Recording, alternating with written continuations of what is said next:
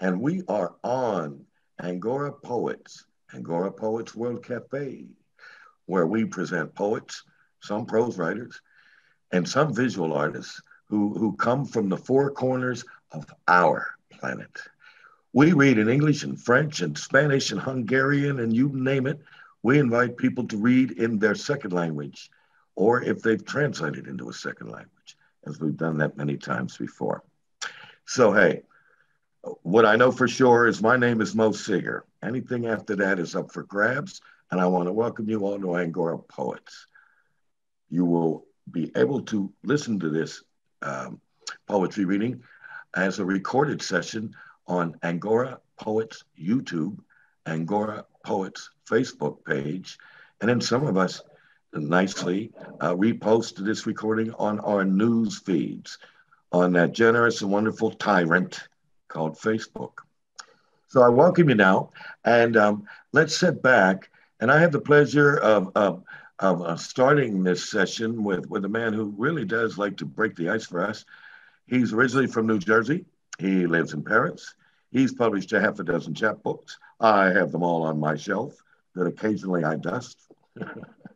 And his name is Bill Strangmeyer, who we affectionately call the Judge. Hello, Bill. Hey, Mo. Let's see. Yeah, okay, I got it. I got a little annoyed this week with a couple of things, so there we go. I call this well, first there's a quote. Their lives were violent, precarious, fragile, but they fought for them anyway and held to the hope that their brief stay on this earth might count for something. That faith was worth preserving. By Lee Bardugo, Wonder Woman Warbringer. The battle. Stolen, it's stolen, but do you remember? Did you have the feeling, the lift, the elegant joy of the world coming right, the love of the world you are in? My box is wallpapered with souvenirs and memories filled with songs. My love and dislike of people, certain places, things I carry in my head are heavy gold.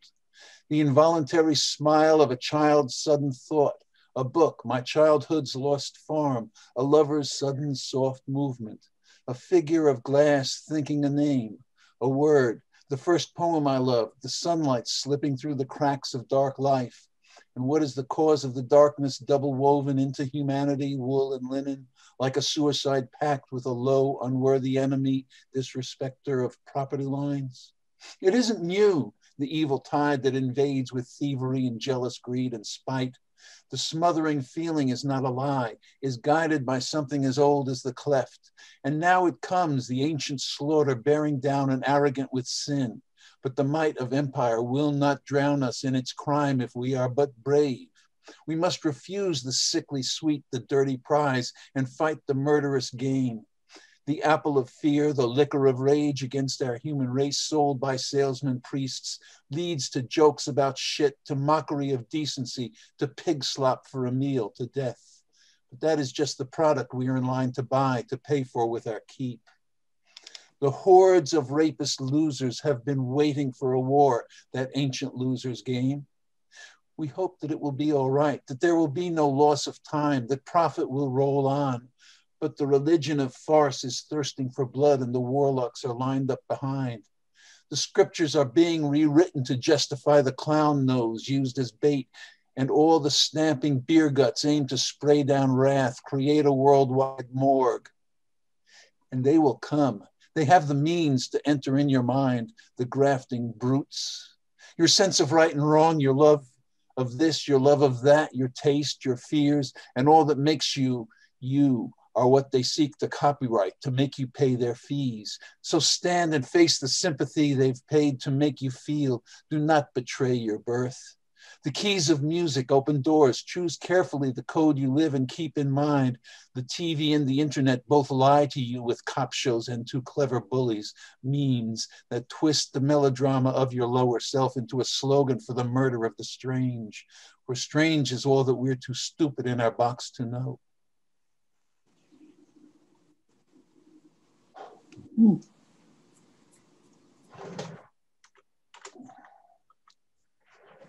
Okay. Now we know. Now we know why we call you the Judge. You had one thing. what was that one line that stuck out for me personally was among many lines, but one in particular, we will not be what? We will not be drowned by the empire. We will not be for all we must be is brave. Wait a minute. Where'd it go? Uh, but the might of empire will not drown us in its crime if we are but brave. Okay. All right. Good. Which I would interpret in my own personal interpretation means vote, but don't sit back and assume that everything they told you during the campaign is going to happen by you sitting on your ass, hoping that it's going to happen. Well, I don't like to be too content. So let's go on to your second poem now. Let's go on to your second poem. Okay. From 2 Corinthians 12:21. I am afraid that when I come again, my God will humble me before you, and I will be grieved over many who have sinned earlier and have not repented of the impurity, sexual sin, and debauchery in which they have indulged. This is called immoralism. The vapid lovers of muscle, the haters of words, have been converted now by slogans and words. What a joke. Controlled by sentences and texts that lead them to the ill-minded anger that they groom into rage, the drug of the dimwits spreading plague with their guns. They're afraid of their eponymous assholes, and so rape is the devil inspiring their flag. The happy fictional melting pot is the lie that they hate, and the number of cultures now freezes their hearts. O come, Emmanuel, and rescue captive Israel from what the war really is. The war to limit sex and happiness to special groups, to money men and political hacks, to one's own sex, to rape. You don't see it. You think your aim is true, uninfluenced by the spokeswomen with scripts. You think it's just the politicians railing, wailing on for Christ. Poor Christ. The ones they find on hands and knees in public toilet games. For love must be denied, castrated, fixed, and sullied into dirty jokes to rope off sex into the realm of those who feel that life is numbers. Automated shit. And will the chumps and shills awaken to the lie of sacrilegious churches sneering down with principles of stone? The imp incarnate, mankind's psychopathic princes, does its best, perverting all the play of Lucifer into a war with God, a war against creation, a war against the light. For God is love and the devil is desire, copulating like the yin and yang. But humankind just loves the word that psychopaths pretend to own, diverting love of sex and laughter into love of slavery or power, Mammon's power, enslaving power, the freedom of an ant, for the God of boredom, for the God of limitations, whom we worship now. The oldest trade's not prostitution. There are two lower crafts, the pigs of governance and priests complicit in their crimes, who suborned luckless women into need and neediness, submission to the dirty rule of Mammon. Just as they replaced the witch's magic with the stupid honor of their wars, just as they replaced young joy with the phony commercial smile, commercializing masks to hide the pain of stupid gain. The priests and preachers preached an evil creed of hate against all needs, denied the body's virtue, killed and maimed to make their point. Oh, may they die, stamp out the lack of empathy from birth. For better that they die than stew in polymorphous hate that spews each way inside them, then without, to poison every aspect of what world they live or see. And what to do and how to act? You cannot as you are. You must rise up within yourself to be a better, stronger knight, a warrior for calm. But no one asks, no one asked, and I won't know. It's your world too, and oh, I know you know. Let not a coward's mind control.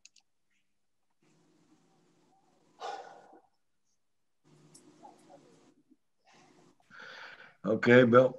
I certainly heard you loud and clear about how sort of misogynist and powerful forces of individuals in the cultural influence have determined sexual mores. But do you know, I think we also have to include that the social justice warrior movement has also basically asked the male supporters of female rights to emasculate themselves. I thought I got that in. Okay, well then maybe I was a little slow on the listening, but I'm glad you did because unfortunately both sides are trying to, rather than offer points of view or practice morality, dictate points of view. I That have a wouldn't. friend who calls it the war on sex. Yeah, and so okay, so do you have threes of charm for us, Bill? Yeah, one a little sillier and lighter. Uh, Call this acrostic rebuses an audience experience. The show was supposed to end with sex. It ended with virtual sex. Your wings fanned desire, and I'm a fan of Dietrich and Brando. Your eyes never flash with desire as the cameraman pans left to right. No, no, no, they cannot have meant it. I inserted imaginary illustrations and called them figure one, figure two, etc. Matteo Ricci is a name I've forgotten, but I love the lady's ringed fingers lying on the tiger's back as she made a statement, smiled, and said, "Get it? You laughed too loud, and I loved you, hated her." Being literary, printed on paper, virtually literal, identified with the job, exiled from offspring. I propped my eyelids up with my stomach muscles and fell asleep waiting for Deal instead. I fixated on the profile of your right breast and tangled fall of ill-draped hair, dreaming of lipstick. Oh, that that was a nice unexpected closure outro to that poem. Nice. I like the way you turned that up. All right. Thank you, Bill, the judge. All right. Applause meter for the judge. Here we go. Show your sport. That's it. Come on, hands up. You do this 10. If you do this 10 more times during this broadcast, you get a coffee mug if you go out and buy one. All right, Billy. We're going to move on now to Dane. Hello, Dane. Hello. All right. Bongo. Hey, bongo player, bongo. Bongo me an intro. Bongo me a bridge. I'll fill in the sorry words. Snap the happy sadness. You beat on the skins. Bongo, bongo, bongo. Till yeah, the end. I want to see this drive-in picture one more time. Again. Bongo till the beginning. Bongo. All right.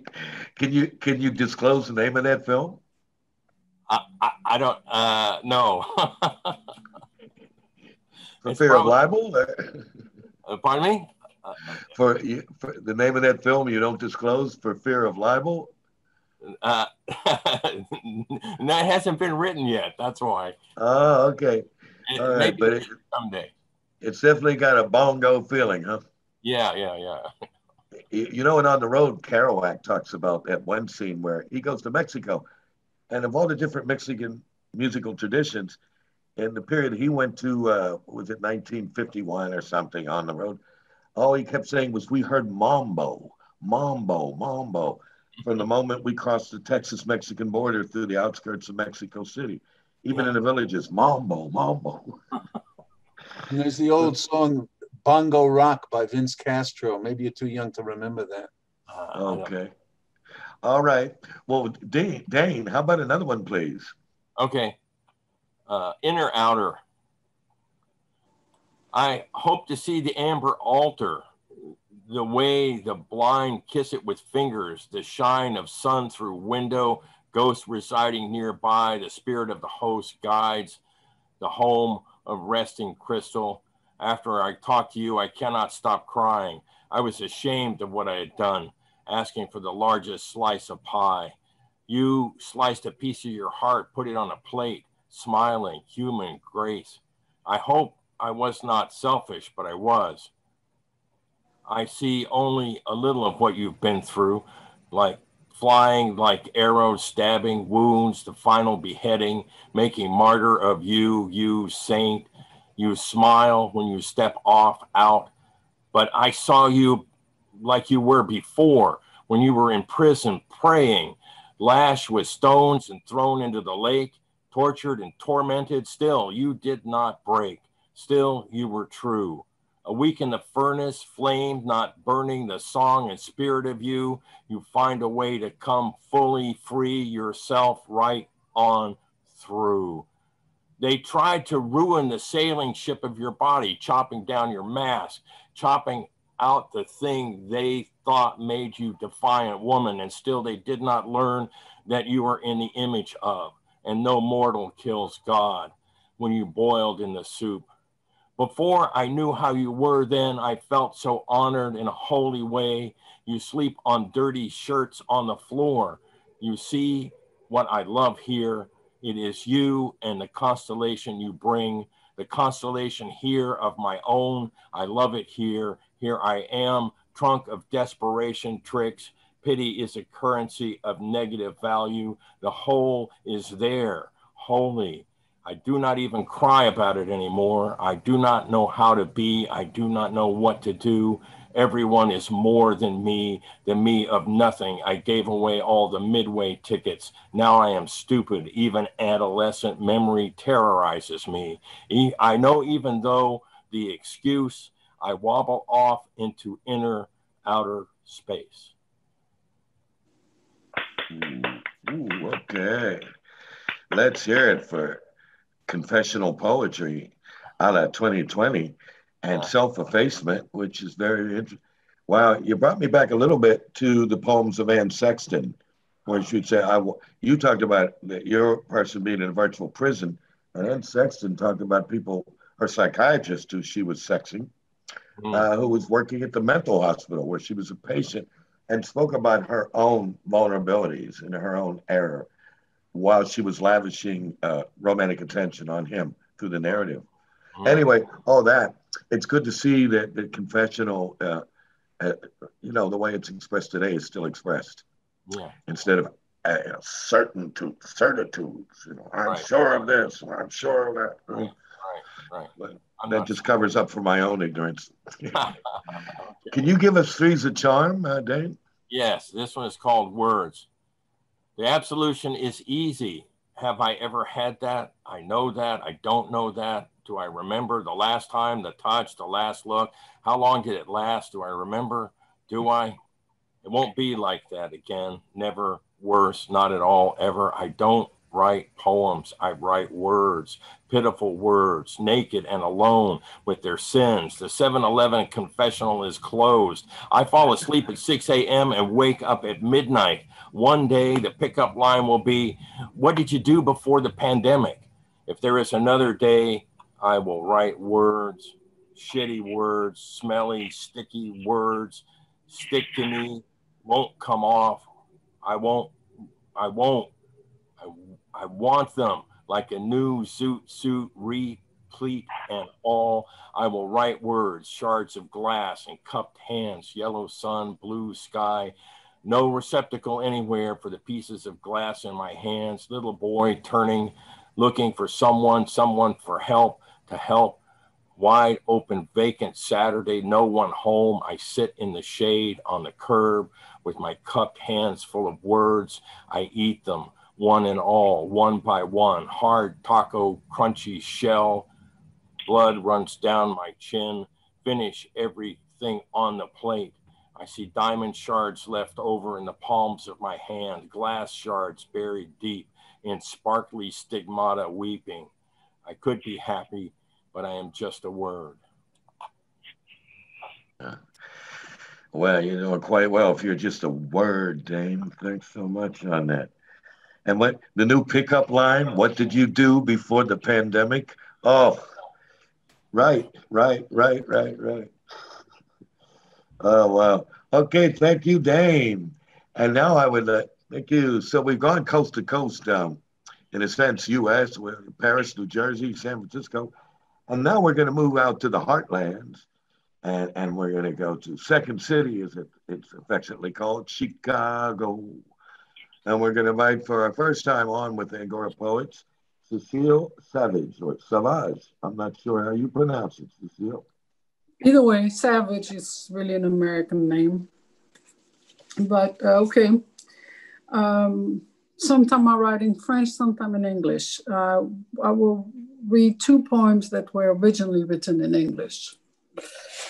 other than the title. Les larmes des mères, mother's tears. Tears of tireless mothers, the anguish of separation, the bashing strikes on the head, the slamming baseball bat in the stomach, separation, separation, separation. The death of a small child, robbed of its maybe bright future, mothers having lost the strength to watch their babies die of malnutrition, so emaciated, with distended bellies and pleading eyes, usually black.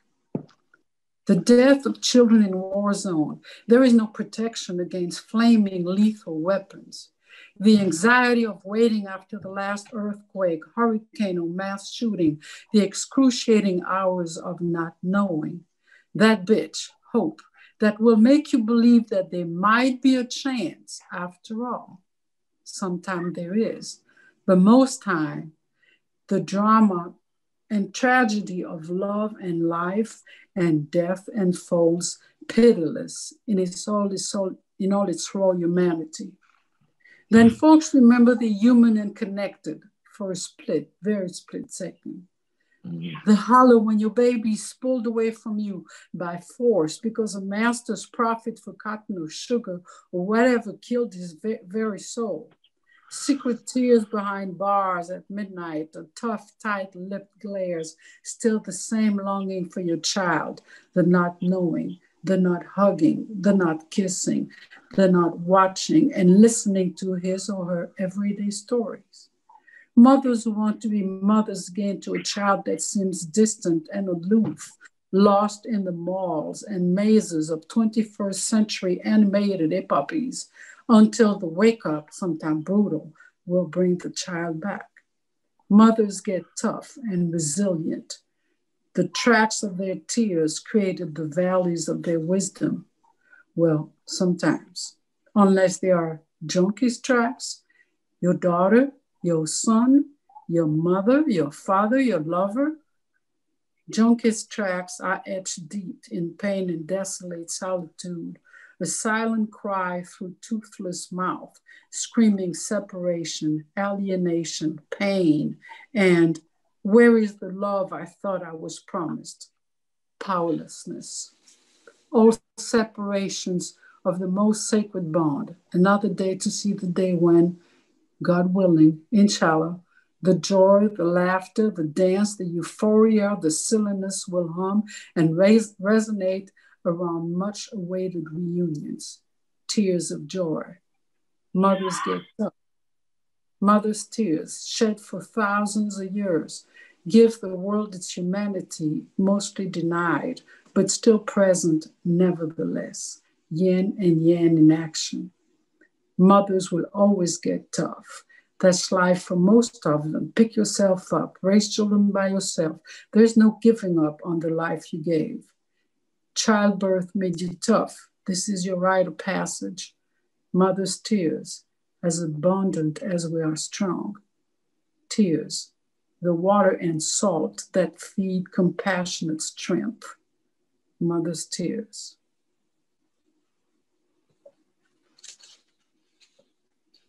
That was awesome. Yeah, that was very representative of your first time ever poem, first time ever on Angora Poets. We got to welcome you on the merit of that poem. Thank you very much. That was awesome. Yeah. And you speak of something that was spoke about some months ago by our Albanian poet who now lives in New Jersey, who said in her poem, a mother always wears her heart on the outside. That's true, though it's not being recognized as such by the child. Okay, good enough. Can we recognize a second poem from you, Cecile? Sure. So here's one that I wrote. It's called Kind. And then, okay, I'll get to then when I'm finished with this. Kind. I wrote this in New Orleans when I lived in New Orleans. And That's what it is. Kind, like a caress on a bayou cat, lazy by the window. Kind, like a dollar given to a limping, sweating out of rehab black man on the street. Kind but not fooled. A lie is between him and his maker. Kind like the soft wind he does not feel because his pain is too deep and his feet too swollen to take a deep breath, and there doesn't seem to be any relief inside. Unkind like the fake smile of an unfelt, "Ah, nice meeting you," and a slew of so-called polite and stale formulas that make up superficial social norms. Kind like the sadness of regrets of a life gone by. Kind like the gnawing of love lost, and lies believed in, and finally truth untold. Kind like a clear blue sky revealing that one is utterly alone, but longing for a kind caress creeping slowly at dawn. Kind like a summer night drenched in blooming jasmine stinks. Kind like memories shedding tears of nevermore. Kind like a rising sun bringing strength to the searching souls. Kind like the tongues that cry hurricane and earthquakes and famines. Kind like words that denounce presidential manipulation and schemes. It is kind to the earth and the soul to speak our truth. Kind it is to join in the chorus against profit makers who destroy Mother Earth. It is kind indeed to protest the continuation of slavery by mass incarceration, death penalty, and wages that do not allow one to live decently.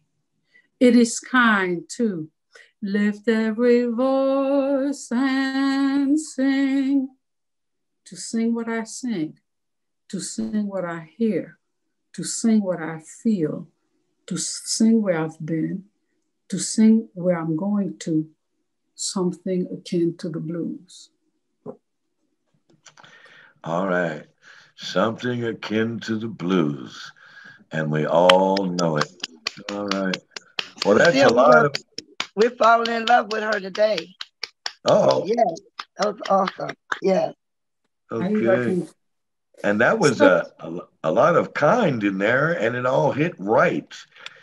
It's interesting to repeat a particular theme or kind, and not wear it out. And you did not wear it out. You got off while you were hot. That's the power of the ostinato in music. It's like the blues. Boom, boom, boom, boom, boom. Uh-oh. Boom, boom, boom, boom. That's the same thing. That's the repeat. What would I expect less from a female bass player? Booyah! Ashe. Who can carry a note too? Did you notice that? She has a good. Man, I knew when she said she played the bass, I knew she was deep mode. Hey, and then revolutionary poetry too. She's deep. I'm loving her. All right. Well, there you go. There's your tampon d'entrée, Cecile. Okay. Okay. So, would you please give us what we call 3 is a charm? Okay. Here's the third one. I don't know anybody is aware of Jean de La Fontaine, the Fables of La Fontaine. Okay, as a child growing up in France, I was fed those, and so this came to me in French. So it's very short. So I'm gonna read it in French to you, and I also wrote a translation so that there is no mistake about what I'm saying. Okay, well, I have a suggestion, Cecile, for us who are understudied in French. Would you please read it first in English so that we can have a better grasp of your expression in French? No problem. Thank you. The Grasshopper and the Ant, or Melted Candy. I was a grasshopper, but became an ant.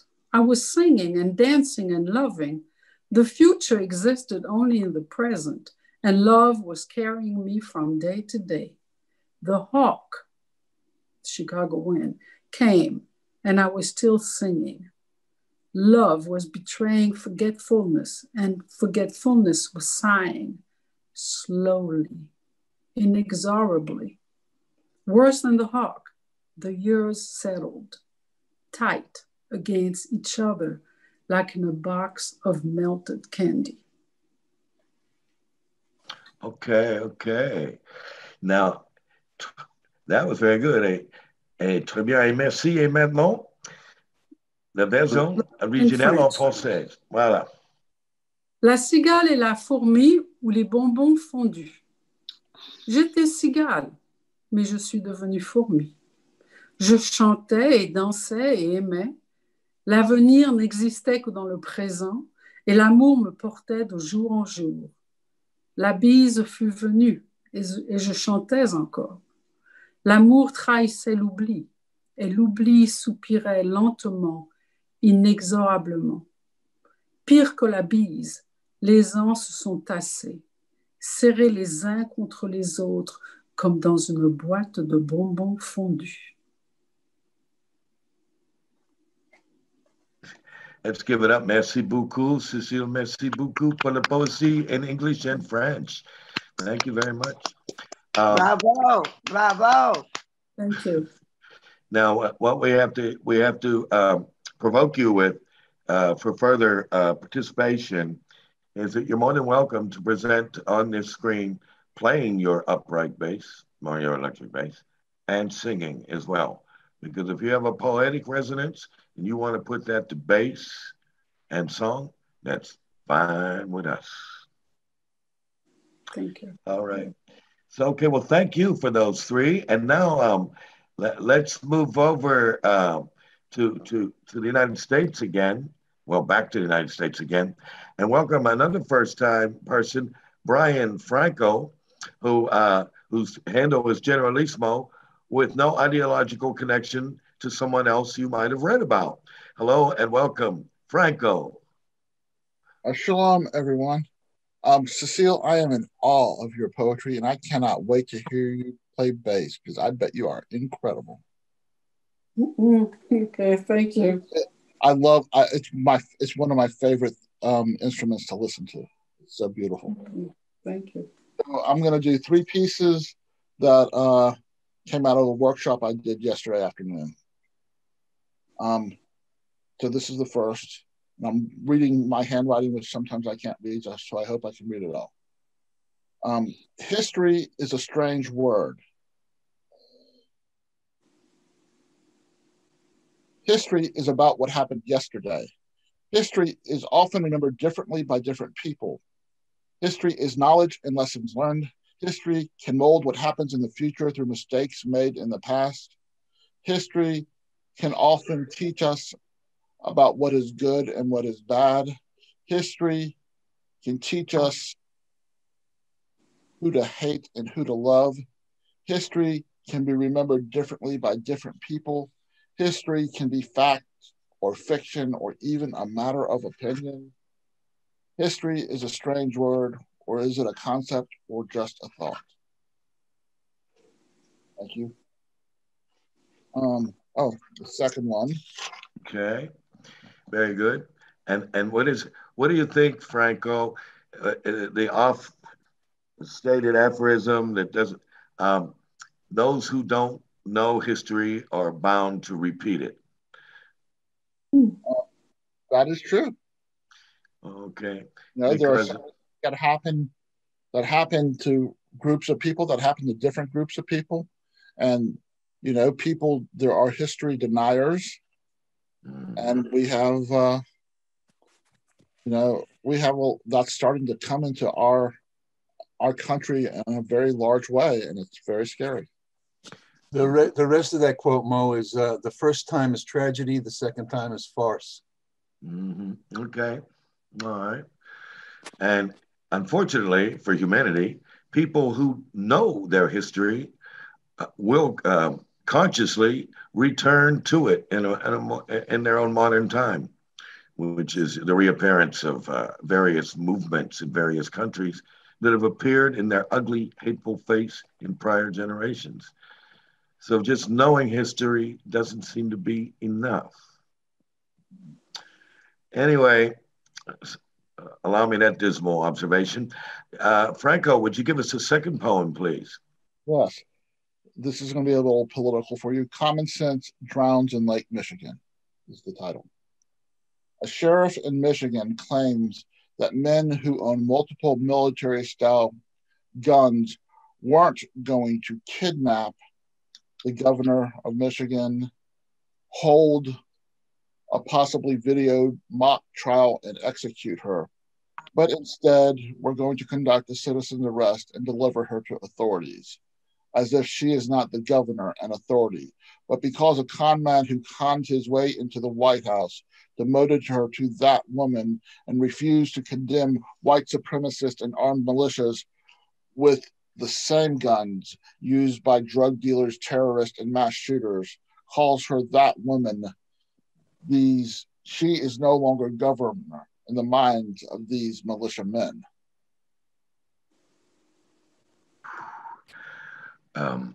What do you think, people? Had these guys actually kidnapped and killed that woman, I think this fear of encroaching civil war would have been notched that much closer. Over a mask. Well, what's scary is that you have a man who was a sheriff defending them and saying, oh, they were going to make a citizen's arrest.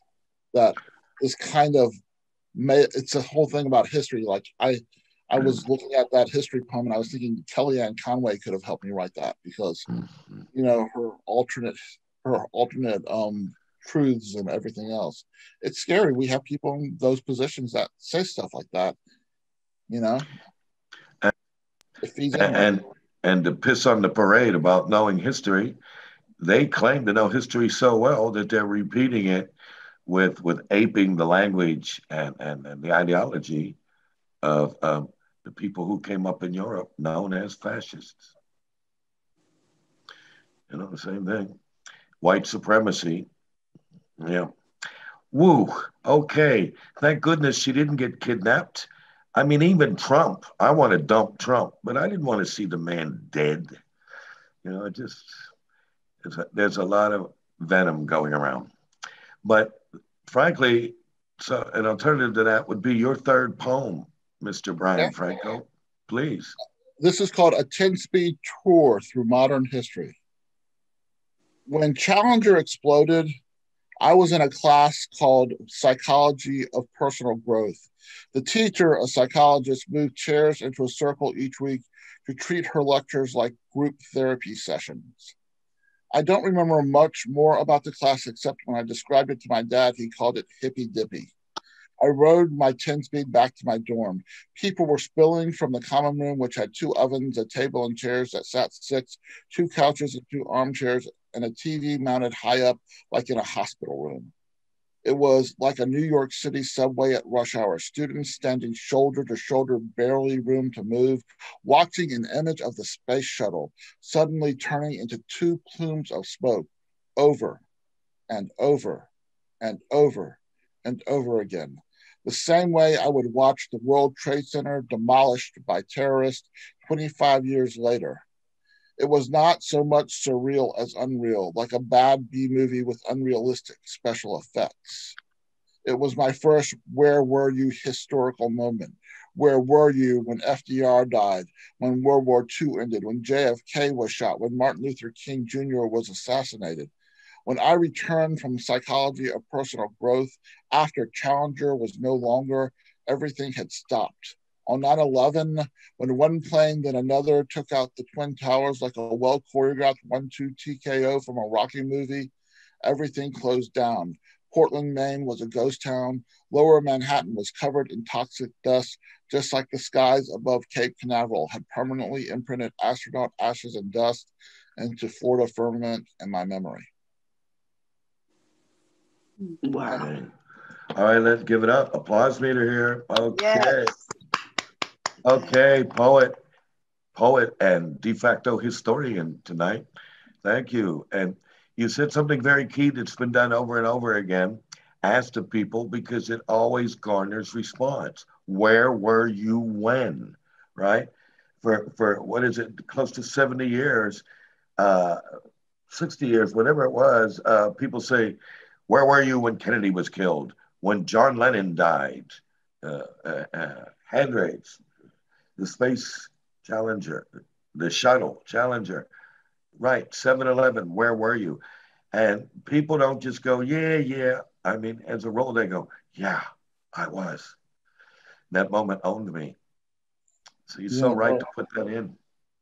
So there was one time I was at the 7-Eleven getting a confessional from Dang, and he threw a bunch of rosary beads over the edge at me and said, "Do whatever you want with these."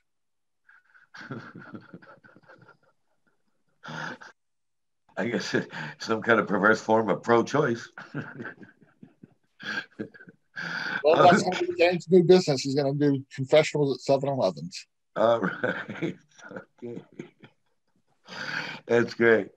Okay. If you can't get it from 7-Eleven, where can you get it? Along with a rubber hot dog and a cardboard bun. Okay. So thank you very much there, Mr. Brian Franco, and stick around for the second round like we ask all of you to do, please. And now we will take ourselves down to Florida and call on our poet, Miss Vicky Aqua. Hello, Vicky.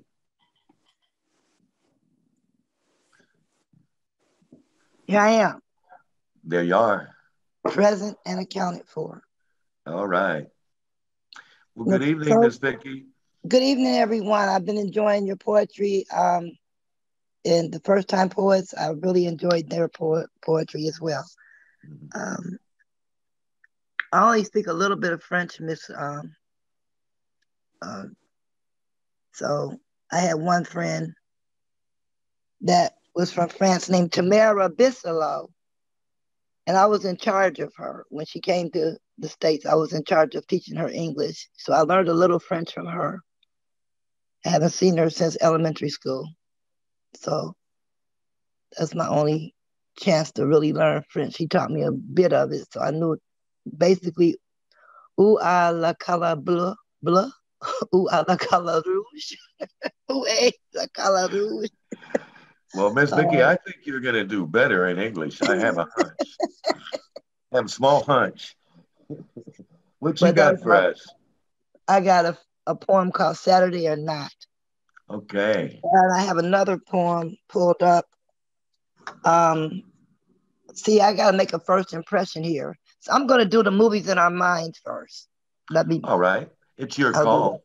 The movie, well, we got two new people that never heard me, so I got to make my first impression. Right, it's your call. You only have one opportunity to do that. All right. So here we go. It's called The Movies in Our Minds. Okay, it goes like this. Let us don't do much together. We are old. Let's lay around speaking our past lives into mind movies. Let's share pictures from our past and tell our stories to each other. Only this time I'll be traveling with you. When you get to that scary place, I will hold you. When Soji, the Nigerian, kidnapped me by gunpoint, you will save me. Let's don't do much together. Your love be my intercessor. Let's just rehash the lives we lived apart together. We are old now. Let's make sparks fly every chance we get.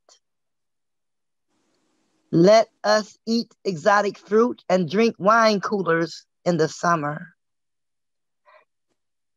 Let's be as funky or as fresh as we want to be. Let's shower together and bathe separately. I have to meditate on new episodes, giving you space during my bath time. I smell the incense burning in the next room. I will miss you at bath time. And I know you will miss me because baths are sacred. You want me to hurry my bath, but my bath can't be hurried. You call my name, write it down, I answer, write it down. I'll be there in a while. Soon I will join you with a big cup of exotic tea. Again, I transpose myself into your old world. I am there with you.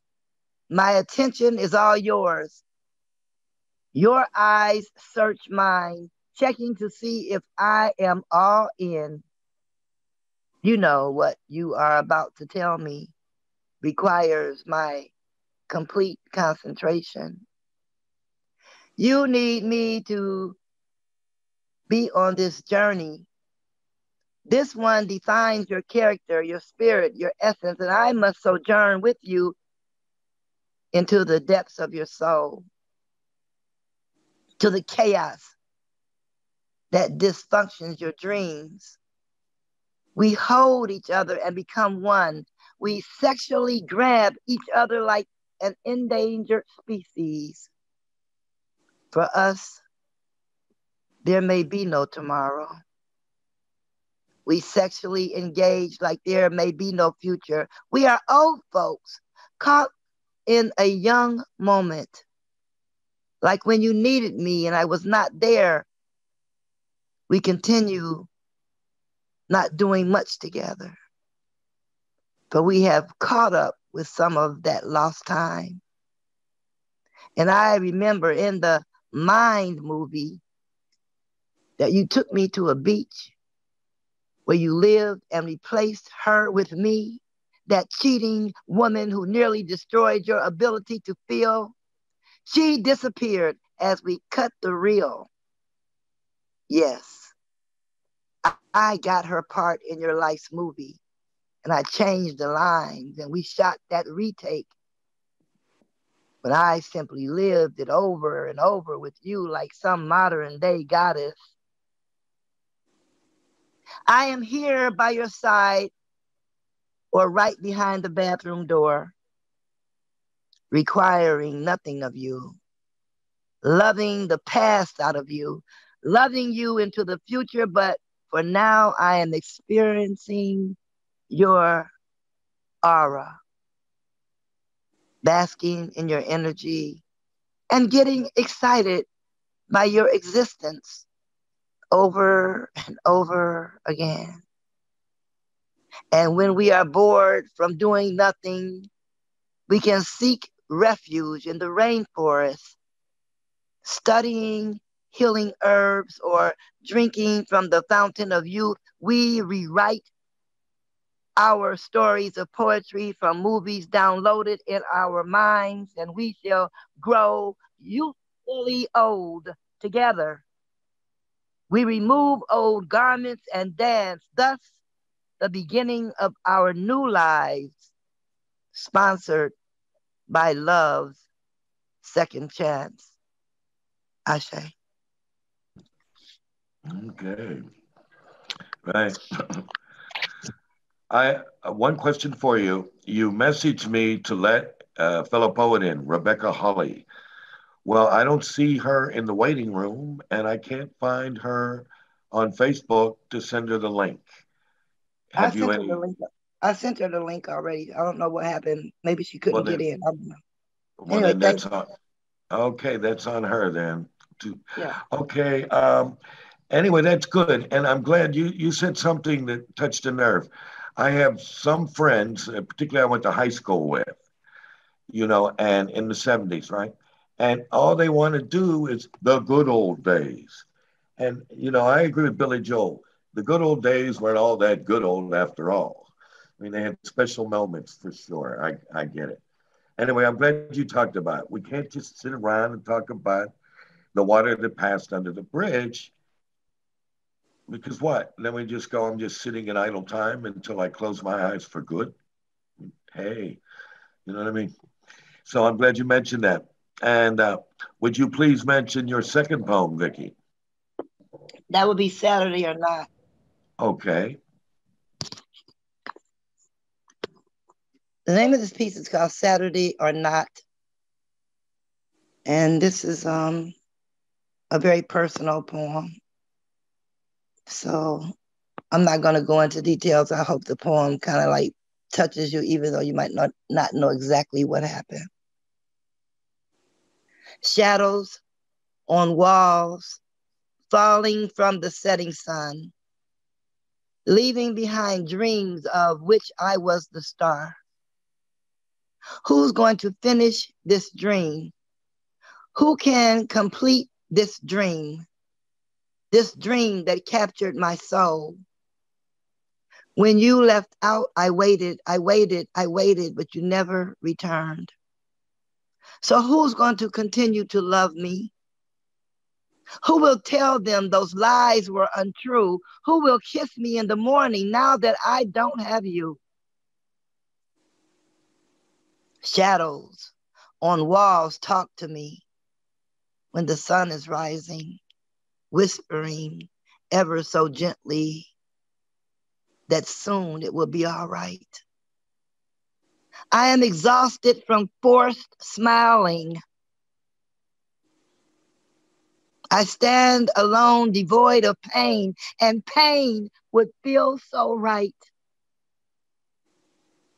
We never even had a chance to have a lover's fight. Your dream was never to be dreamt again. That's the dream I am in. So who will finish holding me? Who will say goodnight? What happened to the love we shared when love has been forgot? One more day until Sunday, Saturday or not. The dream has ended abruptly. The drama now unfolding. My lover's gone, and only the shadows know the secrets he was holding.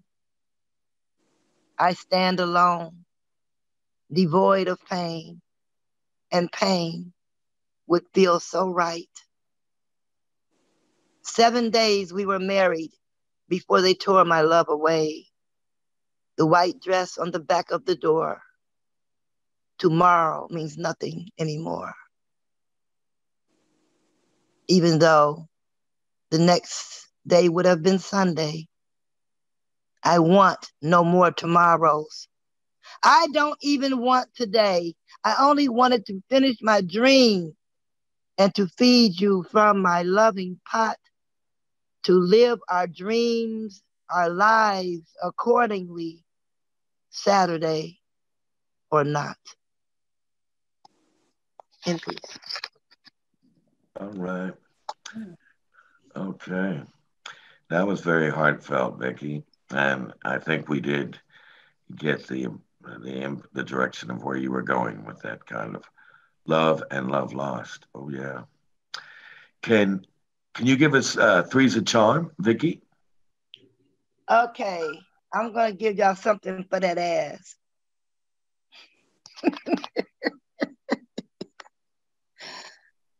Okay, what did you just say? I'm gonna give y'all something for that ass. That's the name of the piece. Stop making that face. Okay, just call something for that. Probably a kick. Something for that ass. It goes like this. And all these supremacists and Nazis need to learn to live and let live. Stop arresting and interfering with our development. Arrested development. We have come a long ways from where we came from and still surpass the privileged. And if folks stop blocking our achievements, like they burned down our Wall Street and fed our babies to the gators, we were hung and raped and castrated and fed religious lies, withheld education, nutritious food, and slaves ate from the pig's trough. And still we rise. We rose and overcame. Harriet Tubman sacrificed her life many times. bringing our grandparents to freedom. So to say we wanted to be slaves is the biggest slap in the face ever. When now they have privatized prisons and are systematically delivering guns and drugs into the community, police are trained to kill Blacks on sight, we are still feeling the repercussions of slavery, the old and the new form. So, Kunye, it's your turn to combat slavery. What did you choose? Okay, we shall see. What will they say about you in history? Did you ass kiss or kick ass? Did you support the future damage and contribute to the new slavery tactics, or did you uplift us or side with known enemies? Did you embrace the enemies and blame the victims? See, one person will burn both ends of the candle and be sincerely clueless as to how to address the real issues. Slave owners told us not to read. We rebelled and we read so well, we got degrees. But when you let their system define you, you'll get a distorted message as they blind you. Watch them kill the messenger. And you cannot make sense out of this nonsense, and you cannot put a Band-Aid on a massive injury. So stop overanalyzing and intellectualizing and move on instinct. Act without being reactionary. All you need to do is have something for that ass. See, I got something for the ass. One encounter at a time. Teach your children, teach your neighbors, teach your children, teach your neighbors. Never let your guard down and have a plan. No talking, no squawking. Just be ready if it comes to that one-on-one. Have something for that ass. Blam! Soon I got something for that ass that will make them break out like they had a rash. I mean, make them do the dash. I mean, I got a little something for that behind, and those behinds behind the mask. I mean, behind the hoods. I mean, don't get me misunderstood, but yeah, I got something for that ass. I mean, I got two things for that ass. I mean, I got a few things for that ass. Just patiently awaiting, no hesitating. I mean, no pump faking. I mean, I'm demonstrating. I mean, when you start violating, I got something for that ass. It's been a long time coming. I mean, we ain't no longer running. I'm just being 100. I mean, I'm being sincere. I mean, I'm being real. I'm tired of the kumbaya. Every time one of our own's blood is spilled. I mean, I'm tired of brothers being killed. Police brutality, the hood's becoming a shooting gallery. In spite of it all, they ask for higher salaries, but I got something for that ass to bring them to reality. See, the pen is mightier than the sword, and soon they'll have to answer to the Lord. See, I got words you've never heard. Pen click, click, squeeze, ink drip, click. Speaking up induces thinking, gives directions on how to make connections. See, only my silence is confusing. Click. Yeah, I got something for that ass. That's that piece. Yeah. And of many things you said there that struck, I think, by our reactions, was our silence is confusing. And I think that's more than just a metaphor. I think a lot of white people in America don't have any idea about the motive behind the prayers for white supremacists to kill Black people, and for the silence when they themselves say, why is there not more of a reaction to this? Our silence is confusing. I have heard more people explain to more other people what they don't seem to understand, and that's around the idea. But you didn't do, or you're not doing. And that usually garners a very stern reply or a deep reply. Okay, Vicki, thank you very much. Thank you. So, certainly had something for somebody's ass tonight. I'll tell you that. You put them on.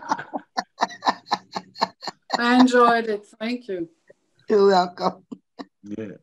And one thing that infuriates me, and I want to take too much time here, but you and Cecile both talked about prison. Prison is as big an institution in our country now as any other domestic institution. You know that it's like federal prisons and privatized prisons. We're doing, the leader of the free world with the most people in prison per capita than any country in it. Leaders of the free world. Something's going wrong here. So no shit in good English. No shit. Okay. Well, this leaves it to me to be the last poet in this round. So I will forthrightly do that. And here we go. What I first want to express is that I'm going to read a poem by Jose Marti. Now, Jose Marti was a poet and philosopher and a nationalist leader of the Cuban popular uprising against Spanish colonial occupation of that country. The U.S. forthrightly went in right after they liberated themselves from the Spanish and imposed a U.S.-controlled dictatorship. But prior to that, it was Jose Marti, an intellectual and a poet. He wrote the song Guantanamera. You know that? Made world famous by many people, including Pete Seeger. It was Jose Marti who wrote Guantanamera, his love for his people. So I'm going to read this to you in English by Jose Marti, and it's called Love in the City. And then I'm going to read it to you in Spanish. And the translation into English is done by Esther Allen. So here we go. Love in the City, written by Jose Marti, who died in 1895 and led that rebellion in the latter decades of the 19th century. Okay, here we go. Love in the City. Times of gorge and rush are these. Voices fly like light, lightning, like a ship hurled upon dead quicksand, plunges down the high rod, and in delicate craft, man, as if winged, cleaves of air, and love without splendor or mystery, dies when newly born of glut. The city is a cage of dead doves and avid hunters. If men's bosoms were to open and their torn flesh fall to the earth, inside would be nothing but a scatter of small crushed fruits. Love happens in the street, standing in the dust of saloons and public squares. The flower dies the day it's born. The trembling virgin would rather death have her than some unknown youth. The joy of trepidation, that feeling of heart set free from chest, the inevitable pleasure of deserving the sweet alarm of walking quick and straight from your love's home and breaking into tears like a happy child, and that gazing of our love at the fire as roses slowly blush a deeper color. Bah, it's all a sham. Who has the time to be noble, though like a golden bowl of sumptuous painting, a genteel lady sits in the magnet's home? But if you're thirsty, reach out your arm and drain some passing cup. The drifted cup rolls to the dust. Then, in the expert taster, breast blotted with invisible blood, goes happily crowned with myrtle on his way. Bodies are nothing but trash pits and tatters, and souls are not a tree's lush fruit, down whose tender skin runs sweet juice in time of ripeness, but fruit of the marketplace, ripened by the hardened laborer's brutal blows. It is an age of dry lips, of undreaming nights, of life crushed, unripe. What is it that we lack, without which there is no gladness? Like a startled hare in the wild thicket of our breast, fleeing, tremulous from a gleeful hunter, the spirit takes over, and desire on fever's arm beats the thicket like a rich hunter. The city appalls me, full of cups to be emptied, and empty cups. I fear, ah me, that this wine may be poison and sink its teeth, vengeful imp, in my veins. I thirst, but for a wine that none on earth knows how to drink. I have not yet endured enough to break through the wall that keeps me. Ah, grief for my vineyard. Take, oh squalid tasters of humble humans, wines, these cups from which, with no fear or pity, you swill the lily's juice. Take them. I am honorable, and I am afraid.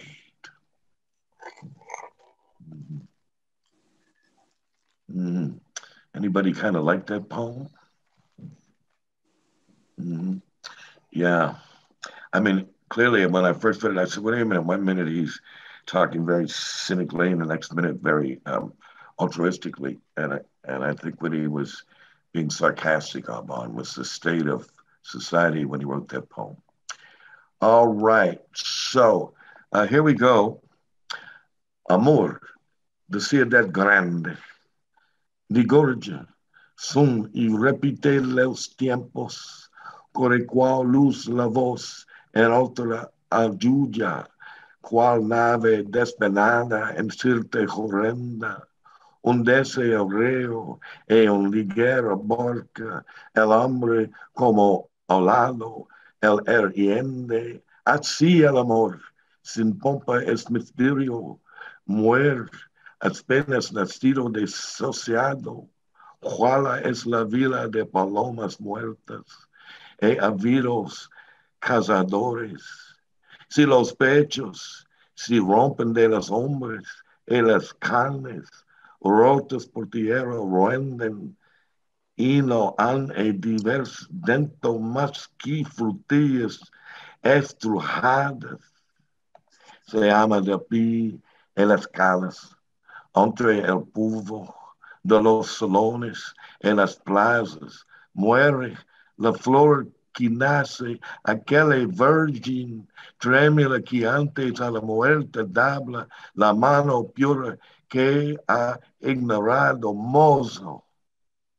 El goce de temer, aquel salirse del pecho, el corazón, el inefable place de mecer el grande susto de caminar de prisas en derecho del hogar de la amada y sus puertas, como un niño feliz rompo en llanto, y aquel mirar de nuestro amor del fuego, ese tiendo de color las rosas, que son patranas, pues quien tiene tiempo de ser hidalgo, bien que siente cual arreo versa o lienzo saturnoso, dama gentil en casa de magnete.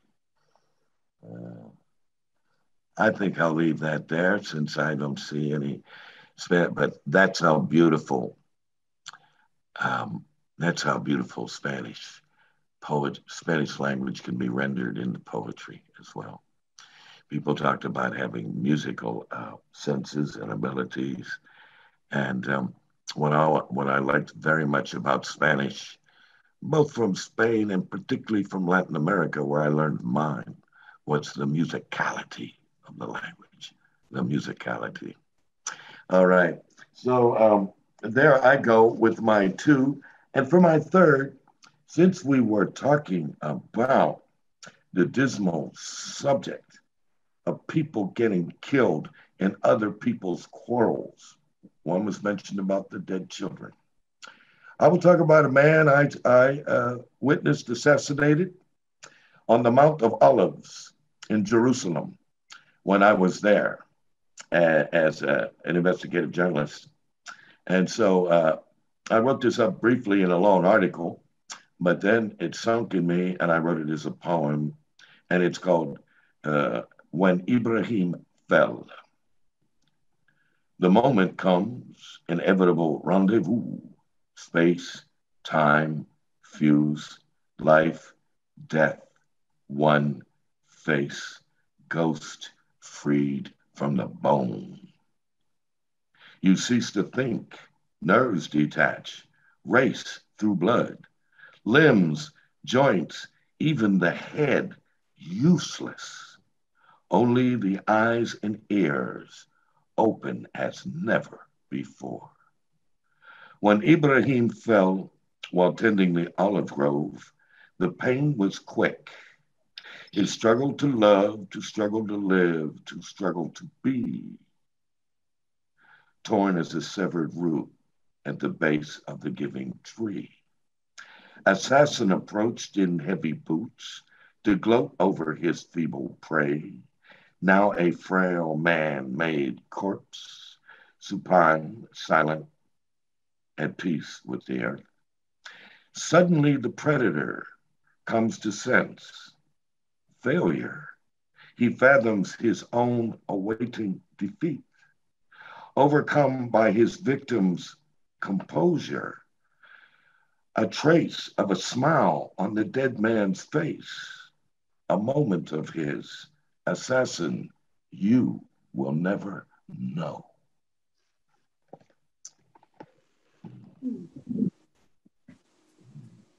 Thank you. Well, thank you. Okay, so that wraps up our first round. And what we do is we take a brief pause now and sort of chat and bring up whatever we wish to bring up. And we return in a few minutes for a second round where you all are invited to read 2 poems and maybe more if there's time permitting. So I want to thank everybody for participating in this round and invite you to chat with each other for a few minutes before we go back on to the second round. I'll say good night to everybody. It was a great night, I loved it. See you all next time. Well, all right, Bill. Dors bien, huh? And I will do the same, but it's not good night, but I have work that I need to finish. Oh, so, okay. We'll keep that. Okay. I feel that. All right. Later. I can find you online or? No, you can find us here like you did tonight. I know, but so that's the same number for the Zoom if I want to know what you're doing. No, I had mentioned earlier that this recording will be put up on YouTube under the channel Angora Poets. And it will be put up on the Angora Poets Facebook page. So there, when you see things go up and you wish to comment to people, that's how we kind of suss each other out and comment through the week. Oh, I see. Cool. Okay. Yeah. I'll find you. Muhammad not read a poem? Sorry, what? Muhammad didn't read a poem. No, he had said earlier that he didn't want to read this week. Oh. He came on when we were on chat time before we went on to record, that this week he felt poemed out. So, okay, I will see you next week. Have a great Well, you're week. welcome. You're welcome to return, Cecile. And I enjoyed you. Really, that was inspiring for me. Did you like what you heard tonight? I really did. Okay. I really did. Well, I think your voice and your sentiment fit kindredly in with our collective voices and sentiments as well. So I bid you welcome. Thank you. Okay. See you soon. Peace. All right. Peace out. Okay, wow. We're a very exclusive little group at this moment. Just the 4 of us. But did I not predict quite accurately that we would start this first round as a small group, and yet land with a lot of rich verse? Yes. Which is why we're not a simple open mic. Anybody come on? Okay, good, good, good. So, Vicky, whatever happened to your friend? I tried to let her in the room, as it says. I don't. I Hello, can you hear me? I said, Yeah, I can hear you. Yeah. she told me she was trying to get in, and I don't know. She sent me some kind of note saying something, so I don't know if she couldn't get in or what. I don't know because I couldn't even understand the note. It was distorted. But I felt like if she wanted to get in, Mo was still here, and he said that you were in control. And then I told yes. you, so she didn't get Yes. in, so maybe I don't know what happened. But her name is Rebecca Hollywood. Hollywood. Her, I tell you her, what. her name is Murder, She Wrote. No, wait a minute. Murder, She Wrote was Agatha Christie. Excuse me. I know that's her name. Murder, She Wrote. Rebecca Ooh. Hollywood. Her poetic name is Murder, She Wrote. Okay. Rebecca Hollywood. Yes. Is she a writer or a brand? She's a writer and a darn good writer. Is she? Mm-hmm. Okay. Well, look, I'll tell you what you could do if you want to take a moment.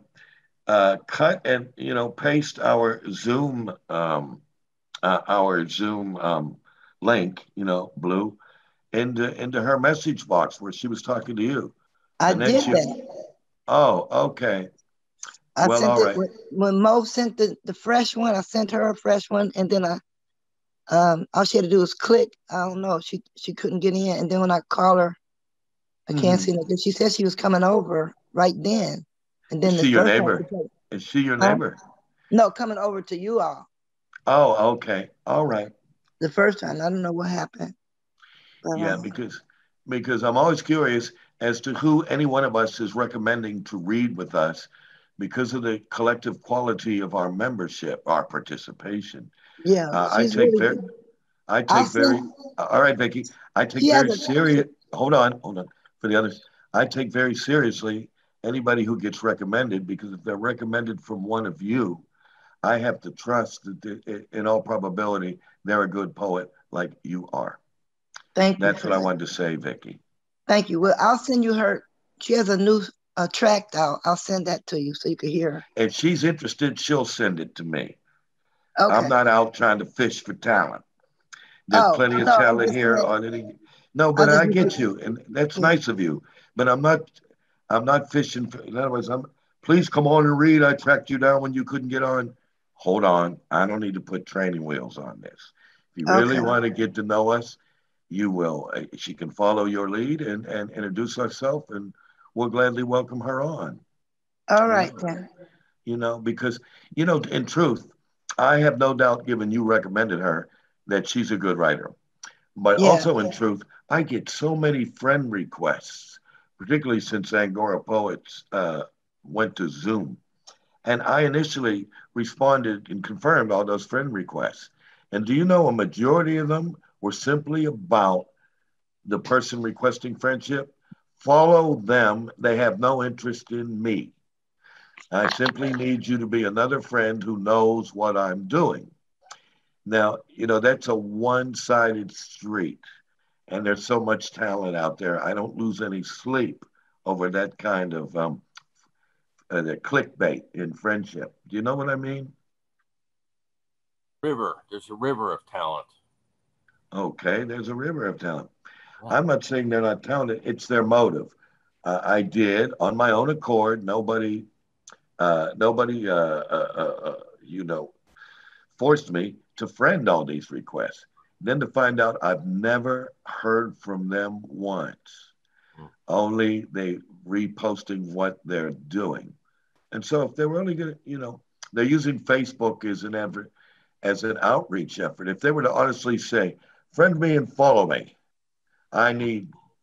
that's more honest than let's be, in a way it's kind of like, like if I friend you, Dane, and I never look you up when you're in my news feed, like poems you've published, what you're doing.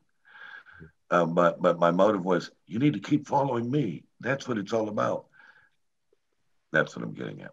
That's what I'm getting at. Yeah, there's some weird marketing thing, and people are doing it on Instagram and Twitter, and then I don't know, when you get to a certain level, something magically happens, and some people think they're going to get a publisher if they have 5,000 people following them on Instagram, and they go, see, look, all these people follow me, but who knows if any of those people are going to buy any books. I don't know. Well, I've heard about the Instagram technique of building yourself as a person, real and often imagined. I mean, and if you get enough followers, somehow you're right.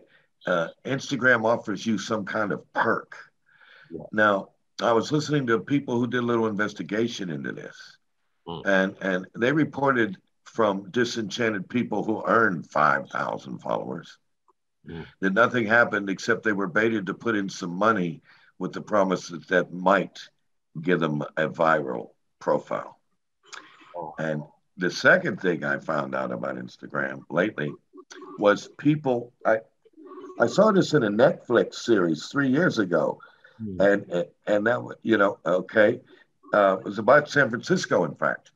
The surviving hippies and the young generation following a few estimable survivor hippies. Okay. But here's what I found out to be true from that Netflix series, because it was documented.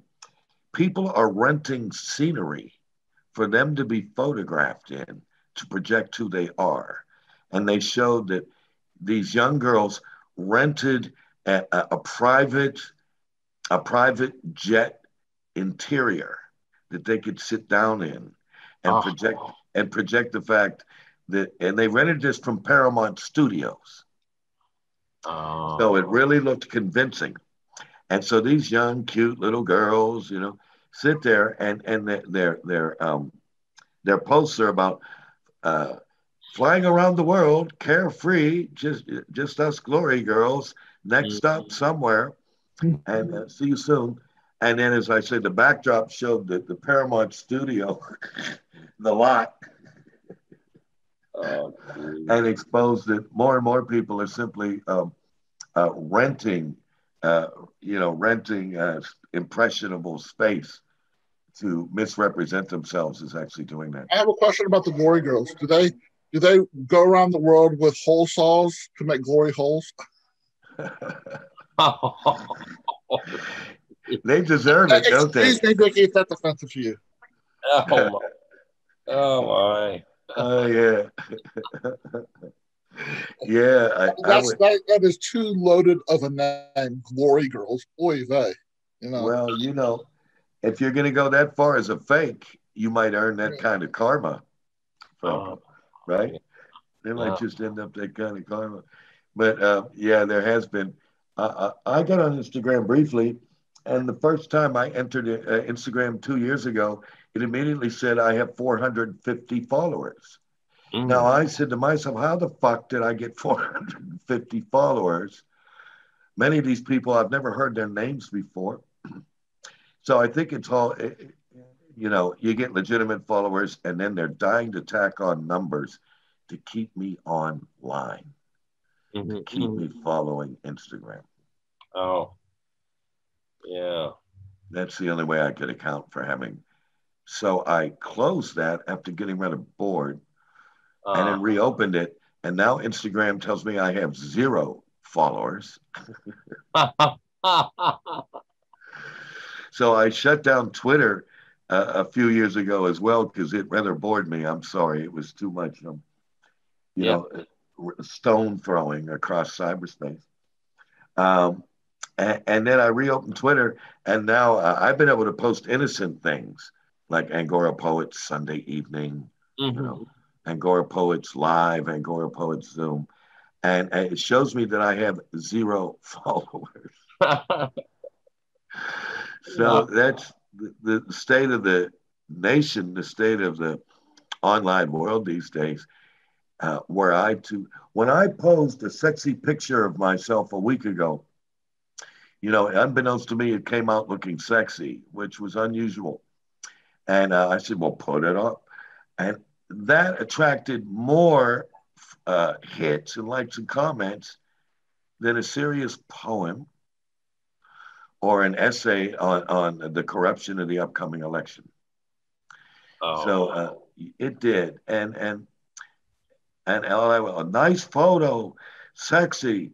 And I went, and I wrote to a few people that wouldn't take offense. Did you read the content? Right. So, you know, because I had said to a very good looking singer from Wales who follows us quietly, she's a soul singer, a black woman from Wales. Go figure, a black woman from Wales. She said, where it rains all the time and they speak a native language, I don't understand. Yeah. Her name's Dion Bennett. So she posts these pictures because she tours, particularly in Hungary. She's nurtured an audience in Hungary. And she, you know, okay, she's a good singer and she sings before like big bands. And she posts these ravishing photos, you know, cleavage and hair, you know. And I look and I say, Dion, how many people would follow you absent your gorgeous photos? Now she knows I'm not antagonizing her, you know, because we've known each other for some years. And she says, without those seductive photos, I might lose half the following online that I have. Wow. Yeah. So I guess even online, there's something to be said about the sexy image, you know. And I like sexy, but it'd be nice if I say I'm a singer or a poet, that behind a sexy image, somebody really is a singer or a poet. That'd be nice. Anyway, all right. So, anybody else? I'm going to get a drink of water. Anybody else want to pick up on anything that's on their mind? Feel free. All right. Are you contemplating, Brian? What? Are you contemplating your selections? Sort of, yeah. I think I'll just take, I'll do the two you suggested. That'll be fine. Oh. I can't remember. There was something that you've done recently that was a real hoot, too. It wasn't the fire starter. It was something else. Olives? Oh, olives is good. Yeah, olives is good. That's almost you've got some of those things that are like almost performance pieces, you know? Well, that's what I did. That's what I was. I mean, I was basically a performance. When I used to do a lot of performance, you know, that was, things are performance. You know, when you get on a stage, it's different. It's hard. I'll say this. Well, you've seen Special K, right? Yeah. Okay, she can do performance on Zoom. It's very hard for me to do performance on Zoom. There are certain people who can get their gestures and do so much more on Zoom that I feel I can. You know, and I can certainly do things with my voice, but I find very uncomfortable using my hands and stuff like that while I'm sitting in a chair and everything. Right. However, what came through in your work was a syncopation and a rhythm and a melodic structure in and out of your verses. Oh, you're talking to me or Dane? No, I'm talking to you, Franco. Oh, I'm saying your rap music, your rapness came through in your straight rendition. Yeah. Well, it's there, man. I have a few different personalities in my poetry, so. Yeah, okay.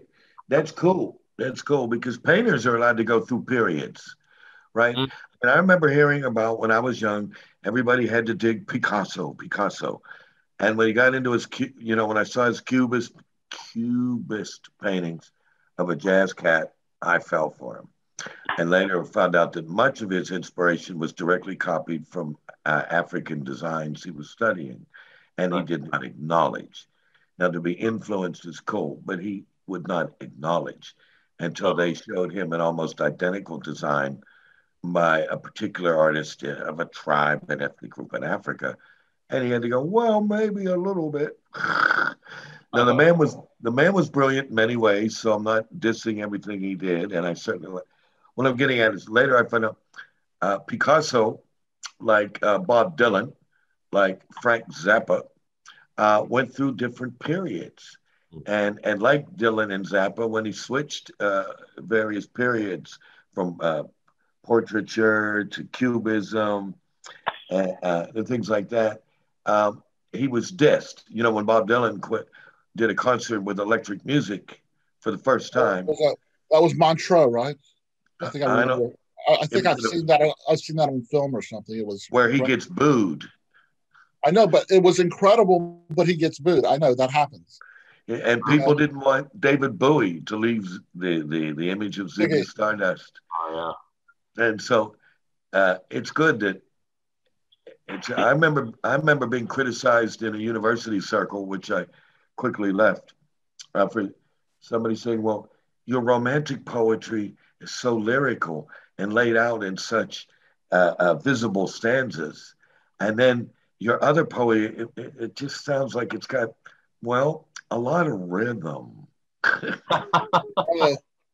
You know, there's this guy from Canada named Jeff Cottrell who does these incredible, angry, humorous rants. And he has this one rant about this woman who told him that his poetry wasn't real poetry, and all the reasons that it was. Have you heard that one, Dane? Yeah, I have. Yeah.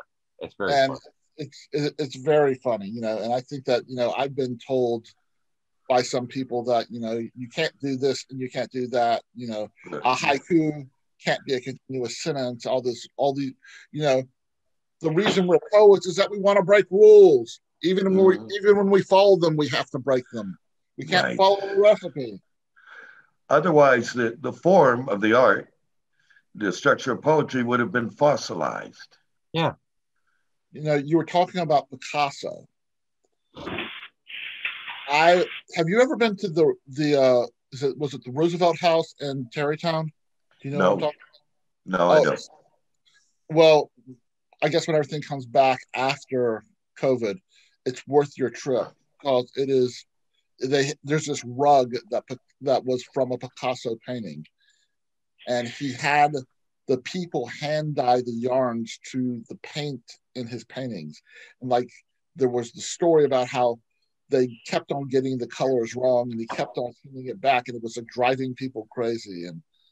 But it was so spectacular to look at this rug of a painting, you know. And wow, you know, you think of certain things that happen, you know. I remember going to the MoMA and seeing all these teacups and dishes done by Kandinsky, who is my favorite artist.